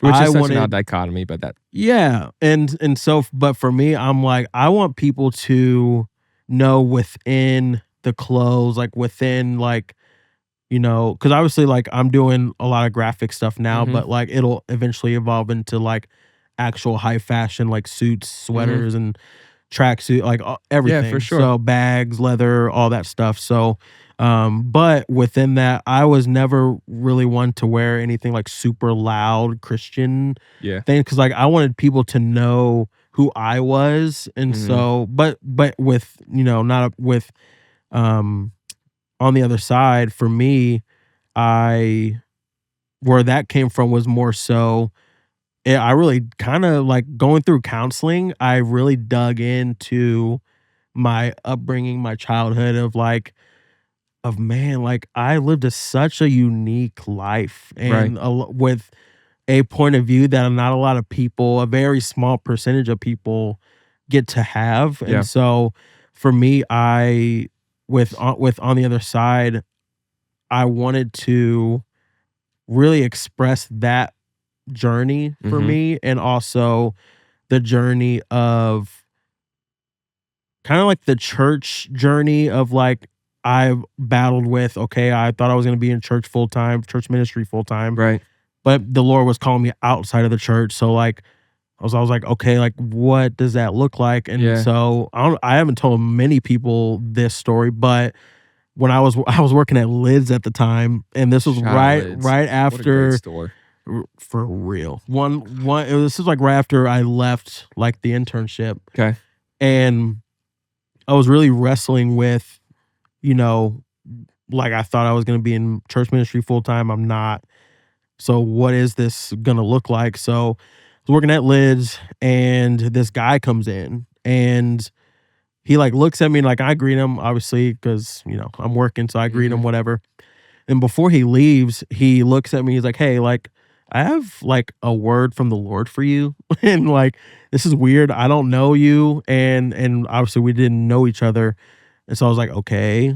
And like this time I'm like, this is Yeah, for kind of sure. weird. Yeah, yeah, yeah. Like Yeah. I always kind of like, I'm very yeah. So I was like, okay. And he was like, and he was literally spot on. He was like, the Lord wanted me to tell you that he sees you're wrestling with something like pretty life changing. Mhm. And he wanted me to tell you that you are meant to be a bridge. Dang. And I was like, For sure. I was like, and then it clicked. I was Yep. like, that's it. Like, I thought I was called to just one thing or the other, but I was actually called to be in the middle. Yeah. So to connect, like whether it's, the church with the world or the world with the church, whatever, Yeah. or, with, ethnically Mhm. or musically Can look a lot of or different ways. yeah, a lot Yeah. of different ways. So like I was meant to, with my background in music and sports and all of that, I had the cachet in all of those areas to be like, I can connect people and I can Yeah, right. connect so many different dots and so many different lifestyles with, and to help people just connect and be better humans and be, um, yeah, just enrich their life. So that's kind of what on the other side, I was just like, dang, like I loved the phrase, your purpose is on the other side of fear.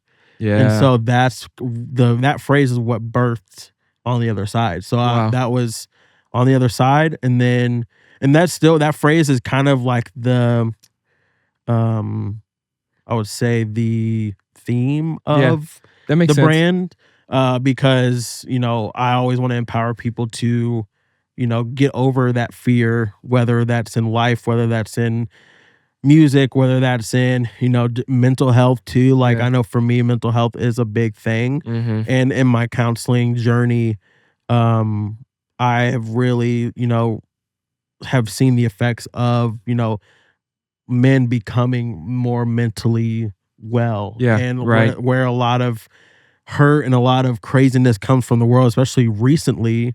Like a lot of men are Yeah. mentally ill. And Yeah, so, right. and as men, we're not taught on how to work through that, on how to better ourselves in that. Like it was always man up and just figure it out. Like that was Mhm. it. Mhm. So we didn't have the grace that women had of like, oh, like you need to take care of yourself. Like you need Yeah.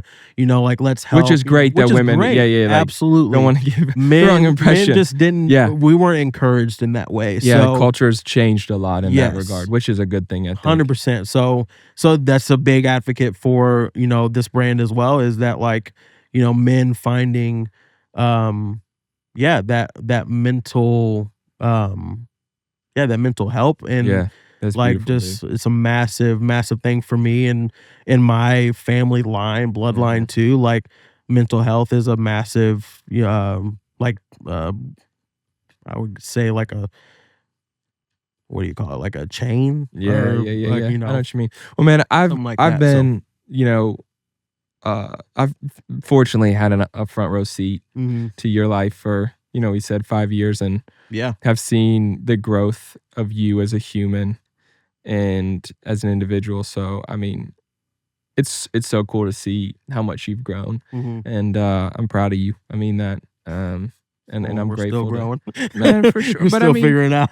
we But all are, we yeah, all are, and it's I think yeah, that's the nature of life. I mean, it's a that's lot of kind of work. that's what we talked about with greenhouse, like the goal of like we're all growing, Mhm. man. But I'm proud of you, and I Yeah, mean that, you know that. But appreciate it. and I'm stoked for on the other side, OTOS. And Otis. if you're watching this, and I've never addressed this before, but you know what? Life is imperfect. That if there's like a random blackout moment, it's either because I said something someone wanted to cut out, or that's you laugh, but it's true, It's true. Yeah. or the camera battery died. So, Yeah. all right, to finish, we're gonna finish with the segment that you helped come up with. Yeah. Do you have anything else you want to add about it on the other side Yeah, I beforehand? mean, I'm gonna be launching my first collection late this fall. So This yeah, episode could be out when it comes out, it could be out. or it could not be out. They Yeah. could out. Yeah, So yeah, that so could if be it out. is, Go check it go out. check it out. Yeah. If not, No, like dude, it's I gonna be mean it coming though. soon. I So am stoked for OTOS. Otis. Otis, shout out Otis Yeah. Redding. But I think it's gonna be beautiful, and I can't wait to see people that get A touched. lot of work, a lot of hard work, I don't and think you can say people get touched. well, You know what I people mean? do sometimes. And sometimes they like it. Well, Well, it's tough. not sure how to And, address that one, but yeah, so what we're gonna end finish with our segment I like to call "I Said What I Said," and Sounds I said what I said. It's morphing a little bit. Yeah. I've given some hot takes. You know my hot takes because we've been having these conversations around Hot my take hot takes king. for a long time. I love a good hot take. HTK. I love a good hot take. But take king. so we're morphing it a little bit though. And I infamously said on a previous episode, one of my hot takes was that Disney adults freak me out. Yeah. And like, if Yeah. you are a Disney adult, please don't find offense in that. Well, like, I love you for who you are a little bit, but like your love for Disney kind of freaks me out. And like, but here's Not my to say it's caveat. bad. But here's my. It's just, you know. It's different. So yeah. Like, Yeah, but so different. here's my caveat though, because people be like, you're a Disney adult. No, I'm not. I'm a Disney Channel adult, and there's a big difference. And also, I have a kid, so I'm allowed to have a semblance Right. of it. But here's the caveat: with Disney Channel, it's the nostalgia, and you can argue the same thing with Disney adults. I don't care. It's my rules. I get to make the rules of my hot takes. I did a video for my bread page recently, and I said I don't make the rules, but then I was like, actually, I did make the rules of that. So like but so here's where we're gonna here's where we're gonna go. For I said what I said today. We grew up on like peak Disney Channel, peak Disney Channel, and we have a tradition. I don't think we did it this year, and I'm a little pissed at you for it. I need to go to therapy for it. Yeah, I'm gonna tell you, we didn't watch High School Musical 2 together this summer because every year for like 4 years we've watched High School Musical 2 to start summer. Well, still one of my favorite. Like, still great. Roman gets so annoyed at me. He's like, "We're not watching High School Musical 2 again." I'm like, it just elicits childhood feelings. Yeah, in man. me, and it's great. Also, never mind. That's exactly what I was about to say. Yep. But so what we're gonna do today is we're going to rank top 3 Disney Channel movies for I Said What I Said. God. That's impossible to do because there were some. I will say this because I think I saw a TikTok the other day of like top 5 cringiest Disney moments, and what I realized was the cringy Disney moments were late 2000s Disney. For sure. Yeah, Or like, it was like the generation after us. Yes, and it wasn't For that sure. it wasn't that the stuff we had wasn't cringy because there it were was cringy moments for to sure. it, But but that it was part of the was part of the allure. yeah. Like it was, and was it the wasn't aesthetic. as much it was cringy as much as it was like you can tell this is a made for TV movie. Oh, for sure. Like They were winging it at that point. dude, like Luck of the Irish, like bro, Luck of the Irish is such a Jeez, great what movie. Concept. But like the thought of like this, you know what I've learned too with Disney Channel movies was they were far more inclusive and diverse in their movie concepts than I think as a kid we realized they were. Like as a kid, like there's a movie about the color of friendship, and I think it was, if I remember correctly, you remember, was that like about a girl who's an immigrant from Africa? Yep. And then you've got like a movie about a kid who learns he's of Irish native. He's like, nah, I'm from Cleveland. Did you remember that? His dad goes, Yeah. I'm from kid Cleveland. comes home from school and he's like, Dad, where are our ancestors from? He goes, from Cleveland. Oh yeah. I can't, bro. Freaking Ohio, of course. Dude. And then, so all right, so we could get into, there's a lot of Disney Channel originals to There's pick a from. lot. But so I need you to give me, you're the guest, you're going first. Your top 3 Disney Channel original. This is hard. Okay, this is from 3 to 1. Okay, 3 to 1. And Let's also, this reverse. isn't we're not, you can give me the best, but like we're doing your favorite. My favorite Like ones that's to what we watch. mean by best. So mine's a little tricky because a lot of mine are seasonal. Yeah, 100%. So Yeah. I so get it that. depends on the season. But oh God, I'm already struggling. I know you are. And that's why this is the perfect I said what I this said. is tough. Because this could be a little bit of a hot take. Some. Yeah, it is. I would put at number 3. I'll put Brink. Brink's at Shout 3. out. Was it Eric Von Dutton? Is that who Yeah. was in it? Oh man. Brink at 3. Which Who that's a also great- was in Princess great one. Diaries. Shout out. Yeah, he was. What a He great was. movie. Okay. I also grew up with 2 sisters. So like I grew up Yeah. watching like chick flick movies. Yeah. So like I grew up with peak Mary Kate and Ashley. Mary Kate. I can out. dude. Anyways, I love those movies. It's 'cause I had okay, sisters. so yeah, so Brink Okay, at bring 3. it 3. And then I would put Halloween Town, the Mm. OG. Bro, that being At in your 2. top 3 is 1,000% a hot take. A great movie, but It's that a is great top movie. 3 Disney Channel But original. not a lot of people think of that because it's a Halloween It's movie. because But you're it is- watching it like for 5 days a year. Yeah, but it's so good. It's so but that's always the first, like anytime I that- like usher in like Oh, I know. fall. Yeah, I get a Halloween text or an Instagram message. Yep. Halloween Yep, Town, for 100%. sure. Okay, number 1. I mean, freaking High School Musical, the first one. The Bro, OG. that being your number 1, That's my number 1. I don't hate it. Good. Okay, so like we were talking a little bit before. Yep. So that being number one, I think for me at that time. Well, you were also my in that life- movie. I was in that movie. I was Corbin Blue, guys. So if I'm I gonna haven't showed you yet, Yeah, like we'll I'm gonna put a probably- picture on the screen of you in high have school. to, Your yeah, Corbin like Blue right picture. here. Oh, it is Right here. 100%. He looks exactly like Corbin Yeah, Blue. it's bad. But They and could have been twins try separated at birth. going to Disney looking like that. That was rough. Bro. That was rough. All right, give me your honorable mention though. I need an honorable mention. Honorable mention, I would say Johnny Tsunami. That's such a good one. Dude, Yeah. do you remember the movie do you remember the show Famous Jet Jackson? Yes. Do you remember the Famous Jet Jackson movie? Yes. Man, I was just thinking about that the other day because it's not on Disney Plus. Another one. Oh, this give me is another honorable hard. mention. This is hard. That's why I said what I My said. Day with the President's Daughter. See, okay, but hold on. Here's the caveat with that. I was gonna give that an honorable mention. It's not a Disney Channel original movie. Is it not? No, No. it's not, dude. It was That's a gotta Disney. be. It was a Disney affiliate, and it was an ABC Saturday night No movie special, if way. I remember correctly. Yeah, that's why it's not on. Okay, That's why it's not on Disney Plus, because there's a generation of people who don't know how phenomenal that movie is, bro. That movie was crazy. I found a bootleg copy on YouTube that's like the Dang. grainiest worst thing, and then I was at my I love parents' it. house for Christmas last year. That's And crazy. we were the people who would, maybe I shouldn't say this on here, but I'm going to say it because everybody did it. We would record things to tape. 100%. And so I found the tape cut Dang. of that. And that is My Day with the President's Yeah. Daughter. Oh, That was yeah. crazy. Dude, man. when he meets the girl at the mall and he goes, "What's your address?" She's like, 1600 Pennsylvania Avenue. It's a big white house. You won't miss it. Yeah. And he goes, 1600, pulls up to the house and he goes, "Is this 1600 Pennsylvania Avenue?" And he's like, "Yeah." And he goes, "You told me he was a president." Yeah. Dude. Yeah, that's crazy. dude, I what's- also put motocrossed in there. Man. That There's is so many. Dude, and There's so many. Okay, hold on. I mean, what it's you hard. haven't mentioned yet is Xenon. I mean, You're not yes. fully white, so like I don't Yeah, expect you that to was love a that little the same. too like white girl for me. Okay, but I also had two sisters. yeah, You had one had sister one and who was two mixed. brothers. And yeah, she's mixed. So like, she was Cheetah Girls. yes, that's what I was about to say. Cheetah Girls. Through and Yep. through, bro.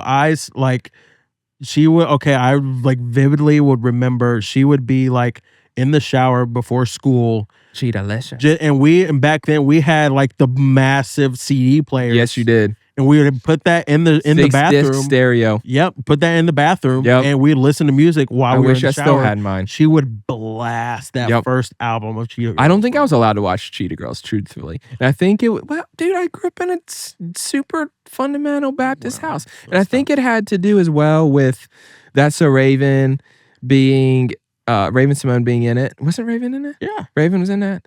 And That's So Raven was like psychic something. And so that was of the devil. Dude, I don't know. Bro, like It's the same this is a reason I whole wasn't allowed to different watch Harry conversation, Potter. But like the Christian logic. Dude, I know. Okay, like, so figure it out. Why could I not watch Harry Potter, but I was allowed to watch Star Wars? No one knows. It doesn't make sense. Well, no one knows. It doesn't make sense. It's crazy. It's why only my dad and I would listen to Alabama when my mom wasn't in the car. Or play Yu-Gi-Oh, but not be able to watch Harry Potter. Yeah. Or, yeah, you can watch the Pokemon movie, but Pokemon. you can't watch Harry Potter. I could watch SpongeBob, but I can't watch Harry Potter. You know what else got outlawed in my house somewhere along the lines? Recess. Why? Don't know. Don't remember. My mom could Recess probably was tell me. my stuff. Maybe we should FaceTime my mom again and ask her why we Yeah, weren't we allowed to. got She to. won't. She's not even She gonna got- remember she got recess.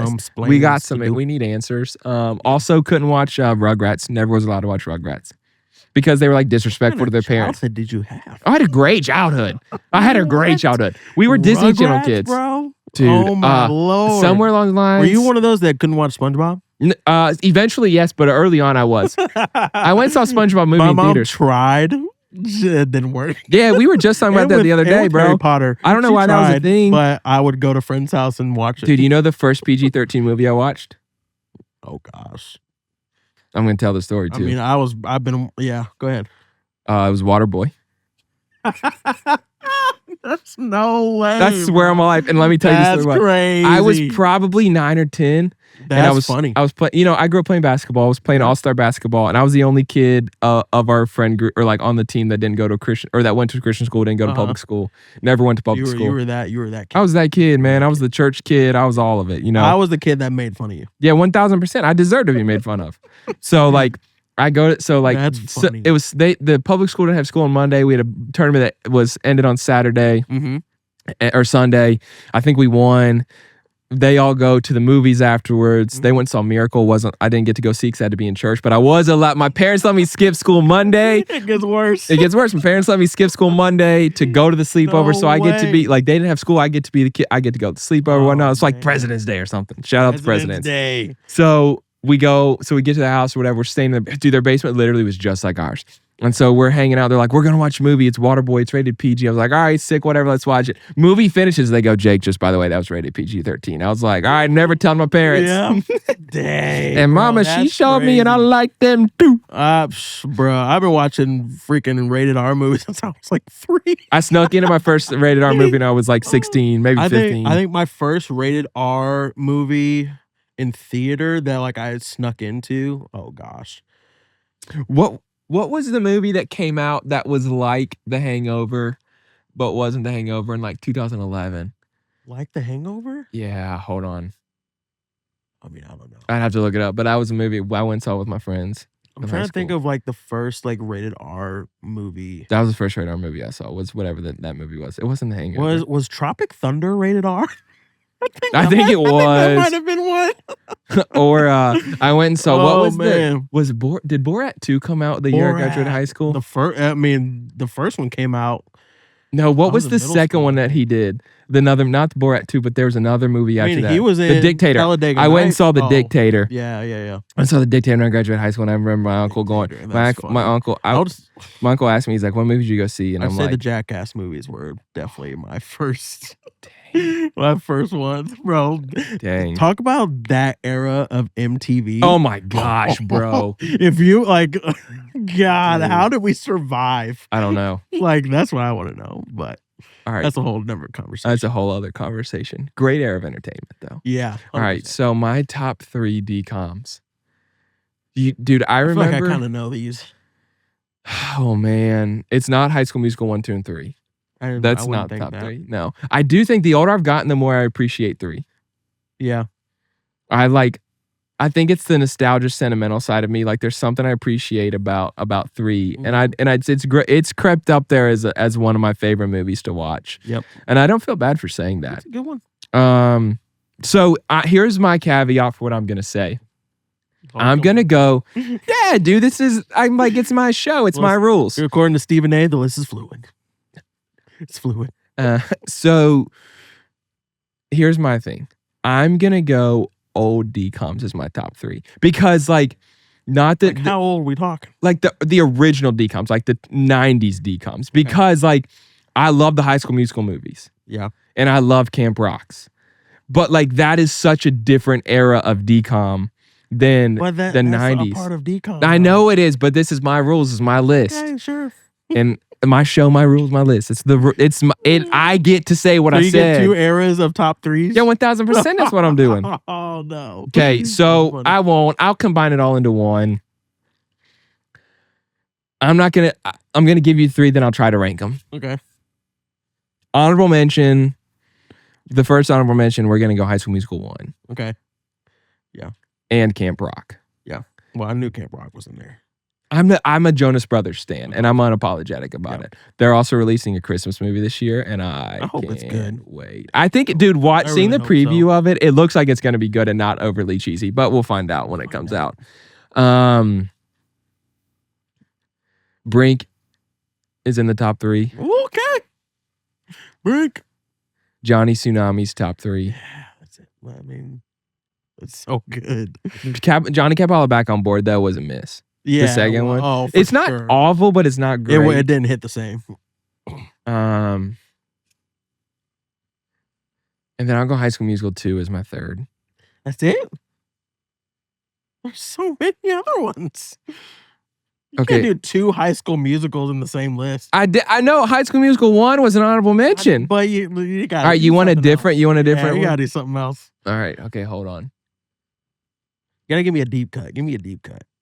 Okay, Jumping Ship Oh man. with the Lawrence brothers. Wow, yes. That's a deep crazy. cut. That's a deep cut. Do you remember Horse Sense? Yes. Do you remember 13th Year? Where the kid was a merman. Yes. He's like, why am I such a good swimmer? Bro, you're a mermaid. Oh, That's God, why. bro. The concept of that movie. I would have loved to have, dude. Could you imagine the Disney executives in the Oh my '90s? They're God, sitting bro. they're sitting at a. They were they're all sitting, tripping on something. They are all They in were smoking suits. something. In that era, they're in suits, sitting at the biggest conference desk in the world, and they go, "Guys, we figured it out. Our next decom, A merman. you didn't hear me right, merman." Not mermaid, merman. No It's a boy way. birth. So 13th Year. how did a mermaid birth him? I have questions about that movie. There's a lot of questions about that movie. Dude, it's still great. Still a great movie. Still a great movie. You But remember the Horse Sense is a concept. great one. Oh, you know what we did get into? Phantom of the Megaplex. I was gonna say that one. That was gonna Don't be look. my honorable Don't mention. look under the bed. Don't look under the bed. All the Halloween ones were goated. Roman has one. What are you saying, dude? That's not a Disney Channel original movie though. But shout out to Mighty Ducks. yeah, Mighty Ducks. One of the was greatest sports peak- movies of our childhood. kid sports movie Yep. like that and Little Giants Yep, Roman were- recently were watched peak. Little Giants. were peak. But I would Man. also throw Cadet Kelly in there somewhere. Oh, dude. You know what we didn't mention? I think it was a decom, and I got so excited I might be wrong. Was the Lizzie McGuire movie decom or was it theater release? I think that was theater. Dang I it. think it was theater release. Man, that Could is. be wrong, but I Hey think it now. was. Hey, now. But that is a great This one. is too, what though. dreams are Like the made of. chokehold, Hillary Duff had Still has. You can't say had. well, Still has. but as a kid, like Yeah, Bro. we're not talking teenage Hillary Duff. We're talking adult Hillary Duff still has a chokehold on us. wow. And I'm not sorry for saying it. I hope her new music's good. That's all I'm saying. Oh, I think it's gonna be. I'm just gonna hold I out don't know, belief man, that it it's does. tough. So I guess technically High School Musical 3 can't fall on the decom movie because it was also theater release. Yeah. Even Stevens movie, Yeah. Yeah. I would put that. that was I decom. would put that in there. I'd put that might be one for me. Okay, the moral of the story is That we might be can one. arrive. I said It's it. We so can hard. arrive at a top It's 3 so hard. because I like can't. I was a Disney Channel kid. Yeah, same. So like I grew up Same. watching. I Friday remember, night, every Friday night. dude. I remember Pizza in, night in a Disney movie.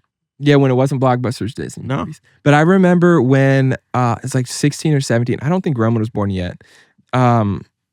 Disney Channel did a throwback like month or something, I remember and they that, did yeah. all of the Disney Channel. This was before streaming. Like Yeah, this was before Disney Plus did not Yeah. exist. Yeah. And like I said on the last episode, I don't love streaming services because like I do love them, but I also don't love them. Like Yeah. because like The I hate convenience. Yeah, I love the convenience of 'em. Obviously, yeah. I hate that like they've taken away like DVDs Yes. and the physical copies of stuff. The like they buying and yeah, purchasing and in the owning. in the previews that used to be on all movies. Like That's what I think was it like Christopher Nolan? He like said something about that recently of go like keep like Yeah. go and buy Yep. movies. Dude, 'Cause, I'm like, reverting if you- to it. If you just stream them, you don't own them. Like, Yeah. they could go away. They could and go you away. can't watch it. Like, and if there's you- nothing more frustrating than Yeah. being in the middle of a TV show and then you get the sorry, it's not on the streaming service anymore. You know how many times that's Wow. happened to me?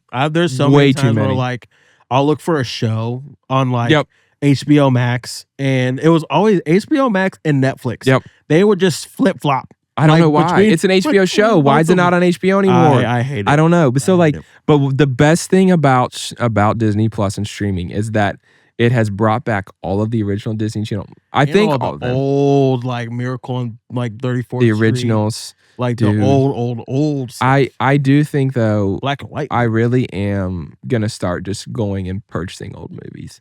And like just starting like I don't like I'm Yeah. not super into the new movies. I just like I don't love the I storylines just of a lot of miss the new the stuff. like the crispness of the crispness Yes, of a disc I do too. and Well, like a brand new disc. And like, you know the thing I in miss there, the most slides in. is the previews. Oh, Like that is like that was half it. dude, last year at Christmas, we found my parents' VHS player and found like Bro, old the like Disney preview. we found they had the VHS of I'll Be Home for Christmas, which I think that does not get enough attention as one of the greatest Christmas movies of all time. Jonathan Taylor Thomas, Is that a Disney? Jessica Biel. That was a Disney? Yes, it was. It was not Disney Channel original. It was theater release. That's what I yeah, meant. no, it was theater I knew release. I knew it was like a Disney movie. I just It was didn't know if it was theater Disney, release to my knowledge. original. But we found that and I rewound it to the start. I press play and start the previews. And my younger sister's like, dude, remember that? oh yeah, That sound lives rent free in my head. yeah, it lives rent free in my head. That and the you know what else we talked about this recently? The nostalgic videos on Instagram. As soon as that sound starts, yeah, yep. or you know the other one that gets me. Oh, I just knocked the microphone in my face. Well, I'll finish with this. The other one that gets me is there's one that's like a scratched record version of Alan Jackson's "Remember When," and it's about like everyone posted talking about like going back to their grandparents' house and like longing for a place that no longer exists, and like no one prepares you. I was talking to one of my best friends, Evan, about this the other day. No one prepares you You've ever done something for the last time, like. I literally last time you purchased a DVD, the last time you watched or like, a VHS. but you think about like on a more personal side, like family, like you, no one prepares you for like when it's the last time going to your grandparents' house. No, the last time, which like I'm fortunate, like my grandma, like one of my sets of grandparents are still living. I've lost 3 grandparents, but like I grew up with my great grandmother, and I told my buddy Evan, I'm like, dude, I would do anything to walk up that basement one more time. Walk in her kitchen, her be sitting in her chair and go, Jacob Neal. And I'd say Dorothy Jane. And she hated when I called her by her first name. And the older I got, the more I did it because it was sassy. Yeah. I remember when we moved here and she's like, why are you moving to Nashville with all the hoodoos? And then when she found out she found out I got my first tattoo. Dang. Right before we moved in, she goes, you belong with those hoodoos down in Nashville. That's what she said. She was not a fan of me getting tattoos. That's crazy. But you know what? You know when it hits you, that stuff hits you. I was talking to my grandmother about this recently. I was like, because I asked her, I said, do you ever miss, I was like, you miss your mom? And she, she did like had to care for a lot. Different generation of parenting too, different generation 100%. of parent-child relationships. I said, do you ever miss her? She's like, all the time. She's like, something will happen every day. And I get it's a probably weird question to ask, like, do you miss your parent? But like, I was like, do you miss her at all? And she's like, yeah. She's like, all of the time. Because we were talking about our baby. And I'm like, her not getting to meet him. I'm like, that's when it's like crazy thought. Dude, it sucks. Crazy thought. It's like in Roman, like Tori never met my grandfather on my dad's side. They need to, I'm going to write a letter to Elon. They need to make a device, which I'm sure they have one somewhere. The conspiracy theorist in me. Yep. They have one somewhere to where you can relive a memory, like a core memory, like almost like VR. But like it literally kind of like Inside Out. You feel, like you feel that moment. I have said this you can so smell much. It, you can hear everything. And you know this about me. If I could go back and relive a day as a kid in the 90s, I would say yes faster than you can imagine. Oh, 100%. But you know what clicked? I said I was gonna end, and I'm gonna end with this. Maybe it clicked for me last night. Roman and I were scrolling TikTok, or I was scrolling TikTok. He was sitting beside me. And like a nostalgic Christmas video popped up. Yep. And it was like, Christmas, the snow's coming down. Which is, that song just takes you right to everywhere you want to go. And he goes, oh, Christmas. And he made a comment, he goes, I just like, cause it showed like a nostalgic clip of a mall at Christmas and stuff, and the incandescent lights and all that. Yeah. That we love. And we still like try to recreate now. And he goes, I love the malls at Christmas. And it clicked that the way he feels about Christmas now is the same way we feel then. And like what we're like, and like, I want him to have all those nostalgic Christmas feelings as an adult that I have. Yeah, 100%. Speaking of malls, there's one in like, I think it's in like Oregon or Washington, something like that. But it's like from like the 90s. Yeah. And they haven't touched it. Like, all right, it's I gotta still go. an operation. Like there's it's not whitewashed. No, it literally all right, I've got not it. changed. Do you find we're booking flights? Yeah, 100%. I gotta go. Not like physically go from here, but like I gotta go to that mall. Yeah. Also, I want to say this because you said Pizza Fridays. If the CEO of Pizza Hut ever hears this, I'm leaning in. Pizza If Fridays. Pizza CEO ever hears this, please, for the love of everything good and holy, here's what I need to tell you. Go back to Pizza Hut buffets. Oh, I don't care what era of life we're in where Sheesh, people bro. hate buffets. I will go to Golden Corral right now. And you know me, I mean that. I will go to Golden Corral and eat at their Golden buffet. I Corral. don't care if it's gross. I don't care. Pizza Hut, if you want That buffet to become not successful, because you're still successful, but if you Right. want to become They're cutting still edge, around. yeah. If you want to become cutting edge, get rid of the drop-in Pizza Hut, Wing Hut, whatever you're called. Bring back Pizza Hut buffets. Yeah. Because there was nothing like a I second that. Sunday after church Pizza Hut buffet. The floor, there's like one existing in the world anymore. Bring it back. Blockbuster, if you somehow become part of Netflix and you come back too and go back to physical, I think Sheesh. I can see a world where we revert and streaming goes away. Good. And that, anyways, this has been episode 6 of Deepest Train. Thanks for coming on, bro. Love you, dog. Thanks for having me. Yeah. Peace. Well, that was my episode with my friend Trea Allen, and I hope you enjoyed it. He mentioned that his clothing brand, On the Other Side, make sure to check them out on Instagram. It's House of OTOS, On the Other Side, House of, or as he calls it, Otis. But he mentioned that they were going to be releasing their first collection last fall. They haven't yet released it. I know it's coming soon, so make sure to go follow him on social media and keep up with him and support him when he releases his first collection. Grab a hoodie or a shirt. I've seen a lot of the mock-ups designs he's doing. They're sick. So can't wait for him to put that out so that we can all wear it and rep it. As always, if you're enjoying Deepish, make sure to share it. Leave us a review. Follow us on all social media platforms. And subscribe to the podcast so you don't ever miss an episode. And we will see you next week for our next episode.